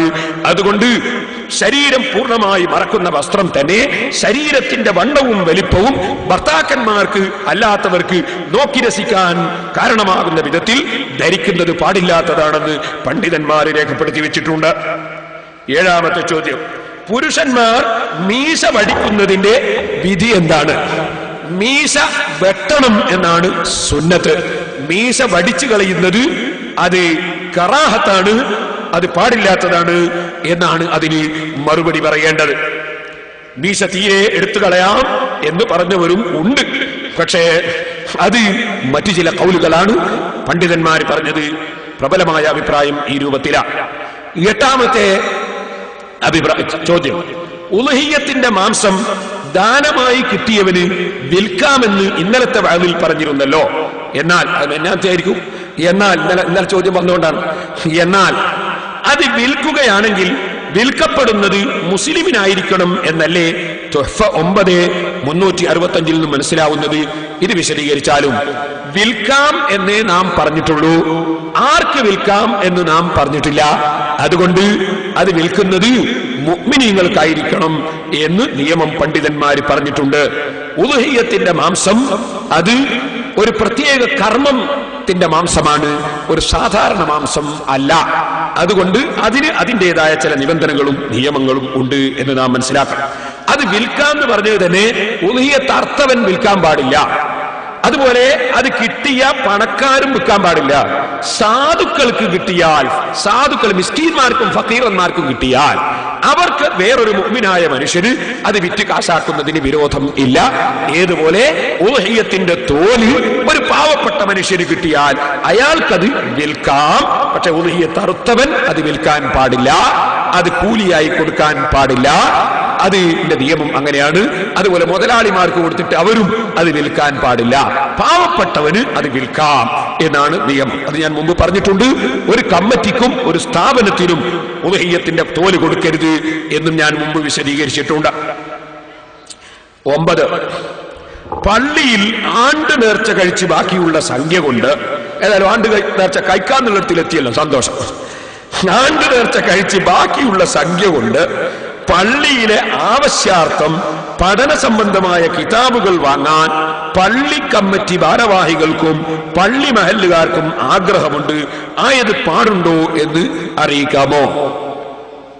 ഏത് പിരിവ് നടത്തുമ്പോഴും ആ പിരിവ് എന്തൊന്നിനു വേണ്ടിയാണോ പിരിച്ചത് അതിനു വേണ്ടിയാണ് ഉപയോഗിക്കേണ്ടത്. അതുകൊണ്ടാണ് ഞാൻ നേരത്തെ നിങ്ങളോട് പറഞ്ഞത് സിമന്റിന് വാങ്ങിയ പൈസ കൊണ്ട് മൈക്കിന്റെ വാടക കൊടുത്തുകൂടാ. അതുപോലെ സ്ഥലത്തിന് വേണ്ടി വാങ്ങിയ പൈസ കൊണ്ട് നമുക്ക് ഇവിടെ പോസ്റ്ററിന്റെ പൈസ കൊടുത്തുകൂടാന്ന് പറഞ്ഞതുകൊണ്ടാണ്. അപ്പൊ എന്തിനു വേണ്ടി പിരിവെടുത്തോ അതിനു വേണ്ടി ചെലവഴിക്കേണ്ടതാ. എന്നാൽ ആണ്ട് പോലെയുള്ള പരിപാടി, പ്രദേശങ്ങളിൽ, നാടുകളിൽ മൗലിദ്, ആണ്ട് മുടങ്ങിയുള്ള പരിപാടി, അതിന് ഒരു പ്രദേശത്ത് പിരിവെടുക്കുന്ന സമയത്ത് ഇന്നതിനൊക്കെ അത് ഉപയോഗിക്കും എന്ന് നാട്ടിൽ ഒരു ഉറഫുണ്ട്, നാട്ടിൽ ഒരു പതിവുണ്ട്. ആ പതിവിൽ ബാക്കിയുള്ളത് പള്ളിയിലെ ആവശ്യങ്ങൾക്കും അതുപോലെ ദർസിന്റെ ആവശ്യത്തിനും മദ്രസന്റെ ആവശ്യത്തിനും അതുപോലുള്ള ആവശ്യത്തിനൊക്കെ എടുക്കുന്ന പതിവ് മുമ്പേ നടന്നു വരുന്ന പ്രദേശമാണെങ്കിൽ അത്തരം സ്ഥലങ്ങളിൽ അത്തരം ബാക്കിയുള്ള കാര്യങ്ങൾ ഇത്തരം കാര്യങ്ങൾക്ക് എടുക്കുന്നതിന് വിരോധം ഇല്ല. അല്ലാത്തത് ഉറുഫ്, ആ നാട്ടിലെ നടപ്പ്, അതിനപ്പുറം അത് കൈകാര്യം ചെയ്യാൻ പാടില്ലാത്തതാണ്. 10, അന്യ സ്ത്രീകളുടെ ശരീരത്തിൽ അന്യപുരുഷന്മാരായ ഔലിയാക്കള് ഹാജരാവുകയില്ലേ? ഇല്ല. ഔലിയാക്കൾക്ക് പണി അതല്ല. ഔലിയാക്കൾക്ക് പണി അന്യ സ്ത്രീകളെ ശരീരത്തിൽ പോയിട്ട് ഹാജരാകൽ അല്ല. അങ്ങനെ ഹാജരാകുന്നു എന്ന് പറയുന്നത് ജിന്നുകളാണ്. ആ ജിന്നുകൾ ആളുകളെ പറ്റിക്കുകയാണ്. അതാരും ഔലിയാക്കളാണെന്ന് മനസ്സിലാക്കി പെട്ടുപോകേണ്ടതില്ല. 12 ഫോട്ടോ എടുക്കുന്നതിന്റെയും ഉപയോഗിക്കുന്നതിന്റെയും വിധി നിഷിദ്ധമാണെങ്കിൽ വിപണിയിലെ പ്രസംഗങ്ങളുടെ CD കേസറ്റുകളിലെ ഫോട്ടോകളെ ഉസ്താദ് എന്തുകൊണ്ട് എതിർക്കുന്നില്ല? ഒരു കാര്യം എതിർക്കണമെങ്കിൽ, ഒരു കാര്യം ഉപദേശിക്കുന്നതിന്റെ നിയമം ഒന്ന് വേറെ, എതിർക്കുന്നതിന്റെ നിയമം ഒന്ന് വേറെയാണ്. ഒരു കാര്യം എതിർക്കണമെങ്കിൽ അതനുസരിച്ച് പ്രവർത്തിക്കാമെന്ന് ഒരു കൗലും ഇല്ലാത്ത ചുറ്റുപാട് ഉണ്ടാകണം. കാരണം ആ പ്രവർത്തിക്കുന്ന ആൾ അക്കൗലനുസരിച്ചാ ചെയ്യുന്നതെങ്കിലോ. അതുകൊണ്ട് തെർശീ എന്ന് പറയുന്ന ഫത്ഹുൽ മുഈനിന്റെ ഹാശിയിൽ ഫോട്ടോ എടുക്കുന്നത്, ഫോട്ടോ വരയ്ക്കുന്നത് പോലെയും ജീവനുള്ള സാധനത്തിന്റെ രൂപം ഉണ്ടാക്കുന്നത് പോലെയും അല്ലെന്നും അത് ഫിലിമിൽ പകരുന്ന ഒരു പ്രതിബിംബമായി പകരുന്ന ഒരു കാര്യം മാത്രമാണെന്നും അതിനാൽ ഫോട്ടോ എടുക്കുന്നത് ഹറാമാണെന്ന് പറയേണ്ടതില്ലെന്നും ഫത്ഹുൽ മുഈനിന്റെ ഹാശിയായ തെർശീഹിൽ വിവരിച്ചിട്ടുണ്ട്. ആ അഭിപ്രായം സ്വീകരിക്കുന്നവർ ഫോട്ടോ എടുത്ത് എവിടെയെങ്കിലും കൊടുക്കുന്നുണ്ടെങ്കിൽ, അതിനെ ബഹുമാനിക്കുന്നുണ്ടെങ്കിൽ മാത്രമേ ആക്ഷേപിക്കേണ്ടതുള്ളൂ, എതിർക്കേണ്ടതുള്ളൂ. അല്ലെങ്കിൽ ബഹുമാനിക്കുന്നില്ലെങ്കിൽ അതിനെ നാം എതിർക്കേണ്ടതില്ല എന്ന് ഓർമ്മപ്പെടുത്തുകയാണ്. ഫോട്ടോ ബഹുമാനിക്കാൻ പാടില്ല, അതുകൊണ്ട് ഫോട്ടോ ചുമരുമ തൂക്കാൻ പാടില്ല. ഫോട്ടോ ബഹുമാനിക്കുക എന്നത് മറ്റ് സമുദായത്തിന്റെ ആചാരമാണ്. അത് മുസ്ലിങ്ങൾക്ക് ഏത് നേതാവിൻ്റെതാണെങ്കിലും, ഏത് ഉസ്താദിൻ്റെതാണെങ്കിലും, ഏത് വലിയിൻ്റെതാണെങ്കിലും ഫോട്ടോ ബഹുമാനിക്കാൻ പാടില്ല. അതുകൊണ്ട് ഫോട്ടോ ബഹുമാനിക്കരുത്. അല്ലാത്ത നിലക്ക് എന്തെങ്കിലും പ്രചരണത്തിനോ രൂപത്തിനോ കൊടുക്കുന്നുണ്ടെങ്കിൽ ആ കൗലനുസരിച്ചാകാം എന്നതുകൊണ്ടാണ് എതിർക്കാത്തത് എന്ന് ഓർമ്മപ്പെടുത്തുകയാണ്. 13 അഖീഖ അറുക്കാൻ നേർച്ചയാക്കിയ മൃഗത്തെ ഉളഹിയ്യത്ത് അറുക്കാൻ പറ്റുമോ? പറ്റില്ല. അത് അഖീഖത്ത് തന്നെ അറക്കേണ്ടതാണ്. 14 ഞണ്ടിനെ തിന്നൽ അനുവദനീയമാണോ? ഫത്ഹുൽ മുഈനിൽ ബഹുമാനപ്പെട്ട സൈനുദ്ദീൻ മഖ്ദൂം റളിയല്ലാഹു അൻഹു തിന്നാൻ പാടില്ലാത്ത സാധനങ്ങൾ എണ്ണുന്ന കൂട്ടത്തിൽ വയഹ്റുമു മിനൽ ഹയവാനിൽ ബഹരി, കടലിലുള്ള ജീവികളിൽ നിന്ന് ഹറാമാണ് ലിഫ്ദഉൻ തവള, വതിംസാഹുൻ മുതല. ഇങ്ങനെ എണ്ണിയിട്ട് പറഞ്ഞു സുൽത്താനുൻ ഞണ്ടും തിന്നാൻ പാടില്ലാത്തതാണ്. ലാ ഖർസുൻ വദനിലീസുൻ, അതേ സമയത്ത് സ്രാവ്, തെരണ്ടി അതിന് വിരോധമില്ല. കല്ലുമക്കായ, ഇളമ്പക്ക, ചില സ്ഥലത്ത് കടുക്കാന്നൊക്കെ പറയും, അതിനും വിരോധമില്ല എന്ന് പറഞ്ഞു. വിരോധമില്ല എന്ന് പറയുമ്പോൾ നമുക്ക് മനസ്സിലായി ആരോ വിരോധം ഉണ്ട് എന്ന് പറഞ്ഞവരുണ്ട്. അല്ലെങ്കിൽ പിന്നെ മത്തിയും പറഞ്ഞില്ല വിരോധമില്ല. മത്തിയും അയിലൊന്നും പറഞ്ഞില്ലല്ലോ വിരോധമില്ല. അപ്പൊ വിരോധമില്ല എന്ന് പറയുമ്പോൾ മനസ്സിലായി വിരോധം ഉണ്ട് എന്ന് പറഞ്ഞ ആരൊക്കെ ഉണ്ട്. ചില പണ്ഡിതന്മാർ വിരോധം ഉണ്ട് എന്ന് പറഞ്ഞിട്ടുണ്ട്. അതുകൊണ്ടാണ് അങ്ങനെ പറഞ്ഞിട്ടുള്ളത്. എന്നാൽ ഇരിക്കട്ടെ, അപ്പൊ കൂട്ടത്തിൽ ഞണ്ട് പാടില്ല എന്ന് പറഞ്ഞു. അത് വിശദീകരിച്ചിട്ട് പിന്നീട് അസഹായ പ്രയാസാണ് ഞാൻ ആ 2 കാര്യത്തിൽ പറഞ്ഞത്. പിന്നീട് ബഹുമാനപ്പെട്ടവർ മജ്മൂഇന്റെ ഉദ്ധരണി ഉദ്ധരിച്ചുകൊണ്ട് അന്ന ജമീഅ മാ ഫിൽ ബഹരി യഹല്ലു മൈതതുഹു ഇലൽ ഇഫ്ദാ, ഈ കടലിലുള്ള ജീവികൾ, ഒരിക്കലും കരയിൽ ജീവിക്കാത്ത ജീവികൾ, കടലിൽ മാത്രമേ ജീവിക്കുള്ളൂ, അങ്ങനത്തെ ജീവികൾ ചത്താൽ, അതിന്റെ ജീവൻ പോയാൽ അതിനെ കഴിക്കാം, തവളയല്ലാതെ എന്ന് പറഞ്ഞിട്ടുണ്ട്. അപ്പോ അവിടെ ഞണ്ടിനെ പറഞ്ഞിട്ടില്ല. അതുകൊണ്ട് ചില പ്രദേശത്തുകാര് ഞണ്ടിനെ തിന്നുന്നവർ ഉണ്ടാകാം.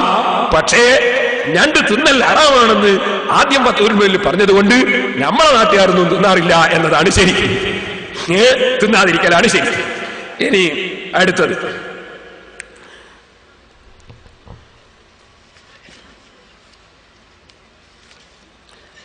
ഒരു മുസ്ലിമായ മനുഷ്യൻ എനിക്ക് നിർബന്ധമുള്ള ഷഹാദത്ത് ഞാൻ ചൊല്ലുന്നു എന്ന് കരുതി ചൊല്ലൽ നിർബന്ധമുണ്ടോ? അത്തഹിയാത്ത് ഓതുന്ന സമയത്ത്, ഖുതുബ ഓതുന്ന സമയത്ത്, ഖുതുബയിലല്ല അത്തഹിയാത്ത് ഓതുന്ന സമയത്ത് ഷഹാദത്ത് കലിമ ചൊല്ലുമ്പോ നിർബന്ധമാണെന്ന നിലക്ക് തന്നെ ചൊല്ലേണ്ടതാണ്. അല്ലാതെ ഒരു മുസ്ലിമായ മനുഷ്യൻ മുസ്ലിമാകാൻ വേണ്ടി പ്രത്യേകം ഷഹാദത്ത് കലിമ ചൊല്ലേണ്ടതില്ല. വാപ്പയും ഉമ്മയും മുസ്ലിമായ ഒരാൾ മുസ്ലിമായ ഇരിക്കെ അതിൽ ജനിച്ച മക്കൾ ഷഹാദത്ത് കലിമ ചൊല്ലി ഇസ്ലാമിലേക്ക് കടക്കേണ്ട ആവശ്യം ഇല്ല. അവരത് അംഗീകരിക്കുന്നവർ ആയിത്തീർന്നാലും നിർബന്ധമുള്ള നിസ്കാരത്തിൽ ചൊല്ലിയാലും മതി. 17 ഉളുഹിയ്യത്തിന്റെ മാംസം അമുസ്ലിം സുഹൃത്തുക്കൾക്ക് കൊടുക്കൽ അനുവദനീയമാകുമോ? പാചകം ചെയ്തതിന് ശേഷവും മുമ്പും വിധി ഒരുപോലെയാണോ? പാചകം ചെയ്താലും അതിന് മുമ്പും ശേഷവും വിധി ഒരുപോലെയാണ്. സക്കാത്ത് അതുപോലെ ഉളുഹിയ്യത്തിന്റെ മാംസം അതൊക്കെ പ്രത്യേക കർമ്മവുമായി ബന്ധപ്പെട്ട മാംസമാണ്. അതിന് പ്രത്യേക നിയമങ്ങളാണ്. അത് ഇസ്ലാമിൽ എന്നല്ല ഏത് മതത്തിലും അങ്ങനെ ചില നിയമങ്ങൾ ഉണ്ട്. ഇപ്പൊ നിങ്ങൾക്ക് കാണാം, നമ്മുടെ ഹിന്ദുമത സഹോദരന്മാര് പലരും ഈ അയ്യപ്പന്മാരായി സ്വാമികളായി അവർ അയ്യപ്പ മഠത്തിലേക്ക് പോകുന്നു.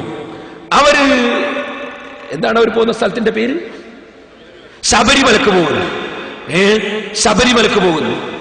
ആ പോകുന്ന ആളുകൾ സാധാരണ നമ്മളെ വീട്ടിൽ നിന്നും നമ്മളെ പീടിയെന്നൊക്കെ ചായ കുടിക്കുന്നവരാണ്. പക്ഷെ ഈ കറുത്ത തുണി കൊടുത്ത് മാല ഇട്ട് കഴിഞ്ഞാൽ പിന്നെ അവർ നമ്മളെ പീടിയൊന്നും നമ്മളെ പുരയൊന്നും ചായ കുടിക്കുന്നില്ല, ഭക്ഷണം കഴിക്കുന്നില്ല.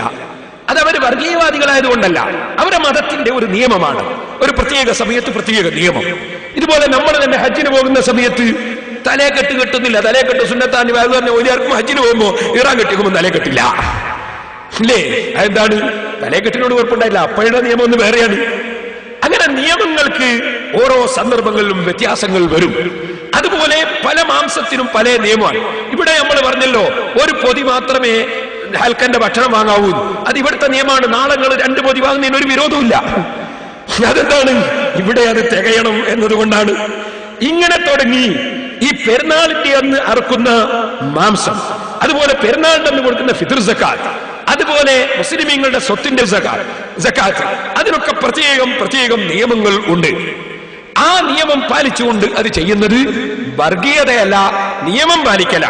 ഇത് ആദ്യമായി നിങ്ങൾ മനസ്സിലാക്കുക. നിങ്ങൾ നോക്കൂ, ബഹുമാനപ്പെട്ട സയ്യിദ് അലി ബാഫഖി തങ്ങൾ, നമ്മൾ ബഹുമാനപ്പെട്ടവരെ കൈപിടിച്ച് ചുംബിക്കുന്നു. തങ്ങളായതുകൊണ്ടാണ്, ആലിമായതുകൊണ്ടാണ് അത്ര ബഹുമാനിക്കുന്നു തങ്ങളെ. പക്ഷേ ഇവിടെയുള്ള ഒരു മുതലാളി അദ്ദേഹത്തിന്റെ സക്കാത്തിന്റെ പൈസ ഇവിടെയുള്ള സാധുക്കളായ മൗലവിമാർക്കെല്ലാം കൊടുത്ത് തങ്ങളെടുത്തെത്തുമ്പോ തങ്ങൾക്ക് തരൂലെന്ന് പറയും. കൊടുക്കുകയില്ല, വാങ്ങുകയില്ല. അതെന്താ കാരണം? കാരണം തങ്ങന്മാർക്ക് സക്കാത്ത് കൊടുക്കാൻ പാടില്ല എന്നാണ്. തങ്ങന്മാരോട് ഇത്ര വലിയ വർഗീയത നമുക്ക്, അത് വർഗീയതയല്ല, വെറുപ്പല്ല, പിന്നെ അത് നിയമമാണ്. തങ്ങന്മാർക്ക് സക്കാത്ത് കൊടുത്തുകൂടാ. പിന്നെ തങ്ങന്മാർക്ക് വേറൊരു വകുപ്പും ജീവിക്കാനില്ലാത്ത സമയം വന്നാൽ, അത്ര വളരെ പട്ടിണിയായി പോകുന്നു കണ്ടാൽ അവർക്ക് കൊടുക്കാമെന്ന അഭിപ്രായങ്ങളൊക്കെ അനുസരിച്ച് ചിലപ്പോൾ കൊടുക്കാറൊക്കെ ഉണ്ട്. അത് വേറെ മസല. അപ്പൊ ഞാൻ പറഞ്ഞു വരുന്നത്, ഒക്കെ മസലകൾ പല നിയമങ്ങളും ഉണ്ട്, പല നിലക്കുമുണ്ട്. അതൊക്കെ ഇപ്പൊ ഒരു ദിവസം പറയാൻ കഴിയില്ല. അപ്പൊ തങ്ങന്മാരോട് വർഗീയത ഉള്ളത് കൊണ്ടല്ല, നമ്മൾ ഏറ്റവും ബഹുമാനിക്കുന്ന കക്ഷികളാണ് തങ്ങന്മാര്. പക്ഷെ നമ്മൾ സക്കാത്ത് കൊടുക്കുന്നില്ല. ഇതുപോലെ സക്കാത്തിന്റെ നിയമം ഒന്ന് വേറെയാണ്, ഉദഹിയത്തിന്റെ നിയമം ഒന്ന് വേറെയാണ്. അതുകൊണ്ട് മുഅ്മിനീങ്ങൾക്കല്ലാതെ സക്കാത്ത്, ഉദഹിയത്ത് എന്നിവ വിതരണം ചെയ്യാൻ പാടില്ല എന്ന് കിതാബുകളിലൊക്കെ രേഖപ്പെടുത്തി വെച്ചിട്ടുണ്ട്.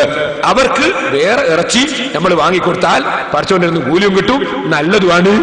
നിങ്ങൾക്ക് ഇറച്ചി എത്രയും വാങ്ങിക്കൊടുക്കാവുന്നതാണ്, അവർ തിന്നെങ്കിലും. 18 ഉളുഹിയ്യത്തറുക്കാൻ ഉദ്ദേശിക്കുന്നവർക്ക് നിബന്ധനകൾ എന്തല്ല? പ്രത്യേക നിബന്ധന ഒന്നുമില്ല. ആരാന്റെ കട്ടിട്ടറക്കരുത്, അതുപോലെ പ്രായപൂർത്തിയും ബുദ്ധിയും ഒക്കെ ഉള്ള ആളായിരിക്കണം അറക്കുന്നത് അല്ലെങ്കിൽ അർപ്പിക്കുന്നത്. അല്ലാതെ കുട്ടികളൊന്നും ഉളുഹിയ്യത്തറക്കാൻ അവർക്ക് പ്രായം തികയാത്തവർ പൈസ ചെലവഴിക്കാൻ പാടില്ലല്ലോ. അങ്ങനത്തെ അല്ലാതെ വേറെ പ്രത്യേകിച്ച് നിയമങ്ങളൊന്നും നിബന്ധനകളൊന്നും ഇല്ല. 7 ആള് കൂറ് ആയി ഉളുഹിയ്യത്ത് അറക്കുകയാണെങ്കിൽ നിയ്യത്ത് എങ്ങനെ? 7 ആളും നിയ്യത്ത് ചെയ്താൽ മതി. അത് അറക്കുന്ന സമയത്ത് 7 ആളും കരുതി വെച്ചാൽ മതി. ഒരാളാണ് അറക്കുന്നതെങ്കിൽ ബാക്കിയുള്ള 6 ആളും ആ സമയത്ത് കരുതിയാൽ മതി. ഞങ്ങളുടെ സുന്നത്തായ ഉളുഹിയ്യത്താണ് അറക്കുന്നത്, നിർബന്ധമായത് കരുതിയാൽ മതി, നേർച്ചാന്ന് കരുതിയാൽ മതി. അല്ലെങ്കിൽ അറക്കുന്ന ആളെ ഏൽപ്പിച്ചു കഴിഞ്ഞാൽ ആ അറക്കുന്ന ആള് എന്നെ ഏൽപ്പിച്ച 7 ആളുകളുടെയും ഉളുഹിയ്യത്താണ് ഞാൻ ഈ അറക്കുന്നത് എന്ന് കരുതിയിട്ട് അറത്താൽ മതി. അപ്പൊ നിയ്യത്തടക്കം അങ്ങോട്ട് ഏൽപ്പിച്ചാൽ മതി. അയാൾ അറക്കുമ്പോൾ അയാൾ കരുതിയാലും മതി.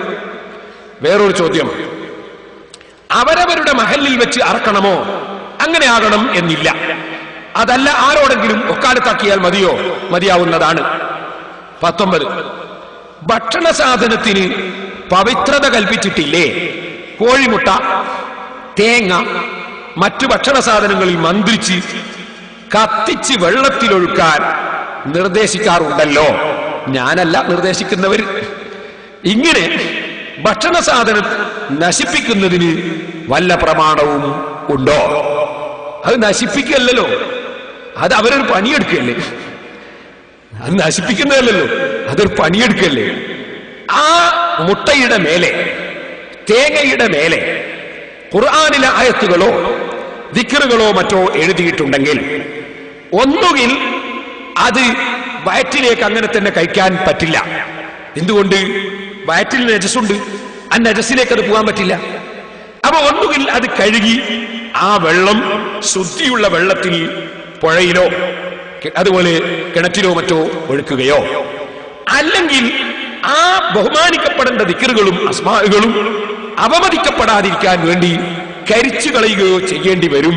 ഇങ്ങനെ ചില എഴുത്തുകൾ എഴുതുമ്പോൾ നബി സല്ലല്ലാഹു അലൈഹി വസല്ലം തങ്ങളുടെ ഖലീഫയായ ഉസ്മാൻ റളിയല്ലാഹു അൻഹു ഖുലഫാഉർ റാഷിദീൻപ്പെട്ട ആളാണല്ലോ, മുസ്ഹഫിന്റെ ചില ഭാഗം കരിച്ചിട്ടുണ്ട്. കരിച്ചത് ബഹുമാനം സൂക്ഷിക്കാൻ വേണ്ടിയാ, ബഹുമാനം സൂക്ഷിക്കാൻ വേണ്ടി. കാരണം അത് ഉസ്മാൻ റളിയല്ലാഹു അൻഹു എഴുതിയ രൂപത്തിലെ ഖുർആൻ എഴുതാൻ പാടുള്ളൂ, അല്ലാത്തവർക്ക് എഴുതാൻ പാടില്ല. ആ രൂപമല്ലാതെ ഉള്ള ചില മുസ്ഹഫിന്റെ കോപ്പികൾ കരിച്ചിട്ടുണ്ട്. അത് സൂക്ഷിക്കാൻ വേണ്ടി കരിച്ചതാ. അതുപോലെ സൂക്ഷിക്കാൻ വേണ്ടി ചിലപ്പോൾ കരിക്കലുണ്ട്. എന്നാൽ സൂക്ഷിക്കാനുമല്ല ബഹുമാനിക്കാനുമല്ല അതൊരു പ്രത്യേക ആവശ്യത്തിനുമല്ല, ഇതൊന്നും അല്ലാത്ത നിലക്ക് വെറുതെ ഭക്ഷണ സാധനം കരിക്കുകയാണോ? പാടില്ലാത്തതാണ്. ആവശ്യത്തിനാകുമ്പോൾ അത് അനുവദനീയവും ആണ്. പിന്നെ ജുമുഅക്കടയിൽ ബക്കറ്റ് നീക്കുന്ന സമ്പ്രദായം ചില പള്ളികളിൽ ഉണ്ടല്ലോ. ഞാൻ ഒരു പള്ളിയിലും ജുമുഅ നിസ്കാരത്തിനിടയിൽ ആരും ബക്കറ്റ് നീക്കുന്നതായി എന്റെ ശ്രദ്ധയിൽപ്പെട്ടിട്ടില്ല. ജുമുഅക്ക് വന്ന ജനങ്ങൾ അൽക്കഹ് ഓതുന്ന സമയത്തും സലാത്ത് ചൊല്ലുന്ന സമയത്തുമൊക്കെ ചിലര് ബക്കറ്റിൽ ഈ ഖുതുബ ഓതുകയും ഇമാമത്ത് ചെയ്യുന്ന മുസ്ലിയാർക്കും ബാങ്ക് കൊടുക്കുന്ന മൊയ്ലിയാർക്കും നമ്മൾ ഒന്നുമെടുത്ത വെള്ളത്തിന്റെ കറണ്ടിന്റെ പൈസ അടക്കാനും ഒക്കെ പൈസ ജനങ്ങളോട് കിട്ടാൻ വേണ്ടി ചില പള്ളികളിൽ ജുമഅക്ക് മുമ്പ് ഒരുമിച്ച് കൂടിയ ജനങ്ങളിൽ നിന്ന് പൈസ കിട്ടാൻ വേണ്ടി ബക്കറ്റും ചില സ്ഥലത്ത് ഒരു പൂച്ചനെ പോലത്തെ ഒരു പെട്ടിയും ഒക്കെ ഉരുട്ടുകയും നീക്കുകയൊക്കെ ചെയ്യാറുണ്ട്. അത് നല്ല കാര്യത്തിന് സഹായം സംഭരിക്കാൻ വേണ്ടിയാണ്. ഖുതുബ ഓതുന്ന സമയത്ത് ഖുതുബ കേൾക്കുന്നതിന് മുടക്കമുണ്ടാകുന്ന വിധത്തിലും ശ്രദ്ധ മാറുന്ന വിധത്തിലും അത് നീക്കാതെ ശ്രദ്ധ മാറാത്ത വിധത്തിലായി അതിൽ സംഭാവന കൊടുക്കുന്നത് നല്ലതാണ്. അത് ഖുതുബക്ക് മുമ്പായാൽ ഏറ്റവും നല്ലത്. അതിന് മനുഷ്യന്മാർ ഖുതുബക്ക് മുമ്പേക്കും വരണ്ടേ. അതുകൊണ്ട് നിങ്ങൾ നേരത്തെ തന്നെ ജുമഅക്ക് വരികയും നേരത്തെ തന്നെ സദഖ ചെയ്യുകയും ചെയ്യണമെന്നാണ് പറയാനുള്ളത്. വെള്ളിയാഴ്ച സദഖ ചെയ്യൽ പ്രത്യേകം സുന്നത്താണ്. അതിന് ഏറ്റവും പ്രധാനപ്പെട്ട സദഖയാണ് പള്ളി നടന്നു പോകാനുള്ള സദഖ. അത് എല്ലാവരും കൊടുക്കേണ്ടതാണ്. പക്ഷെ നേരത്തെ തന്നെ വന്നാൽ ജുമഅക്ക് മുമ്പ് തന്നെ ആ പിരിവങ്ങ് നടത്താവുന്നതാണ്. നിങ്ങളൊക്കെ നേരത്തെ തന്നെ വരേണ്ടതാണ്. അഥവാ നിങ്ങൾ വൈകിയിട്ടുണ്ടെങ്കിൽ ആ ശബ്ദമില്ലാത്ത രൂപത്തിൽ നോട്ട് തന്നെ ഇട്ടു കൊടുക്കേണ്ടതാണ്. വേറെ തന്നെ ശ്രദ്ധ അതിലേക്ക് മാറിപ്പോകില്ല. ഈ ചില്ലറിടമാണ് ശ്രദ്ധ മാറിപ്പോവുക. അതുകൊണ്ട് എല്ലാവരും നല്ല നോട്ട് തന്നെ പള്ളിയിൽ വെച്ച് ഇട്ടു കൊടുക്കേണ്ടതാണ്. എന്നാൽ ശ്രദ്ധ മാറിപ്പോകില്ല എന്ന് പ്രത്യേകമായി ഓർമ്മപ്പെടുത്തുകയാണ്. ഡ്രൈവിംഗ് പഠിക്കാൻ വേണ്ടി ആണെങ്കിലും അല്ലാത്തതിന് വേണ്ടി ആണെങ്കിലും അന്യപുരുഷന്മാരോട് കൂടെ വാഹനത്തിൽ സ്ത്രീകൾ യാത്ര ചെയ്യാൻ പാടില്ലാത്തതാണ്. ഓട്ടോറിക്ഷ, സ്കൂട്ടർ, മറ്റ് ഏത് വാഹനമായിരുന്നാലും അന്യപുരുഷന്റെ കൂടെ അന്യ സ്ത്രീകൾ ഇറങ്ങിപ്പോകുന്ന ഏർപ്പാട് കൂടെ ഭർത്താവോ കാണാനും തൊടാനും പറ്റുന്നവരോ യോഗ്യതയുള്ളവരോ ഇല്ലാതെ പോകുന്നത് പാടില്ലാത്തതാ.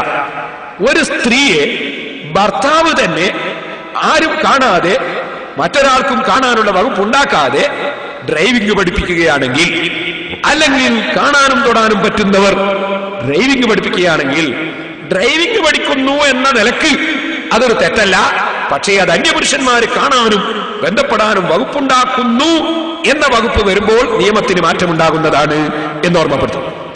22 വുളൂഇൽ 3 പ്രാവശ്യം ചെയ്തിട്ട് എല്ലാ ഭാഗവും വെള്ളമൊഴിച്ചാൽ മതിയാവുമോ? മതിയാവും. പക്ഷേ 1ാമത്തെ പ്രാവശ്യം പൂർത്തിയാകൽ എല്ലാ സ്ഥലത്തും വെള്ളെത്തുമ്പോഴാണ്. അപ്പൊ 2ഉം 3ന്റെയും കൂലി കിട്ടണമെങ്കിൽ എല്ലാ സ്ഥലത്തും വെള്ളം ചേർത്തതിന് ശേഷം വീണ്ടും 2ഉം 3ഉമായി കഴുകേണ്ടതാണ്.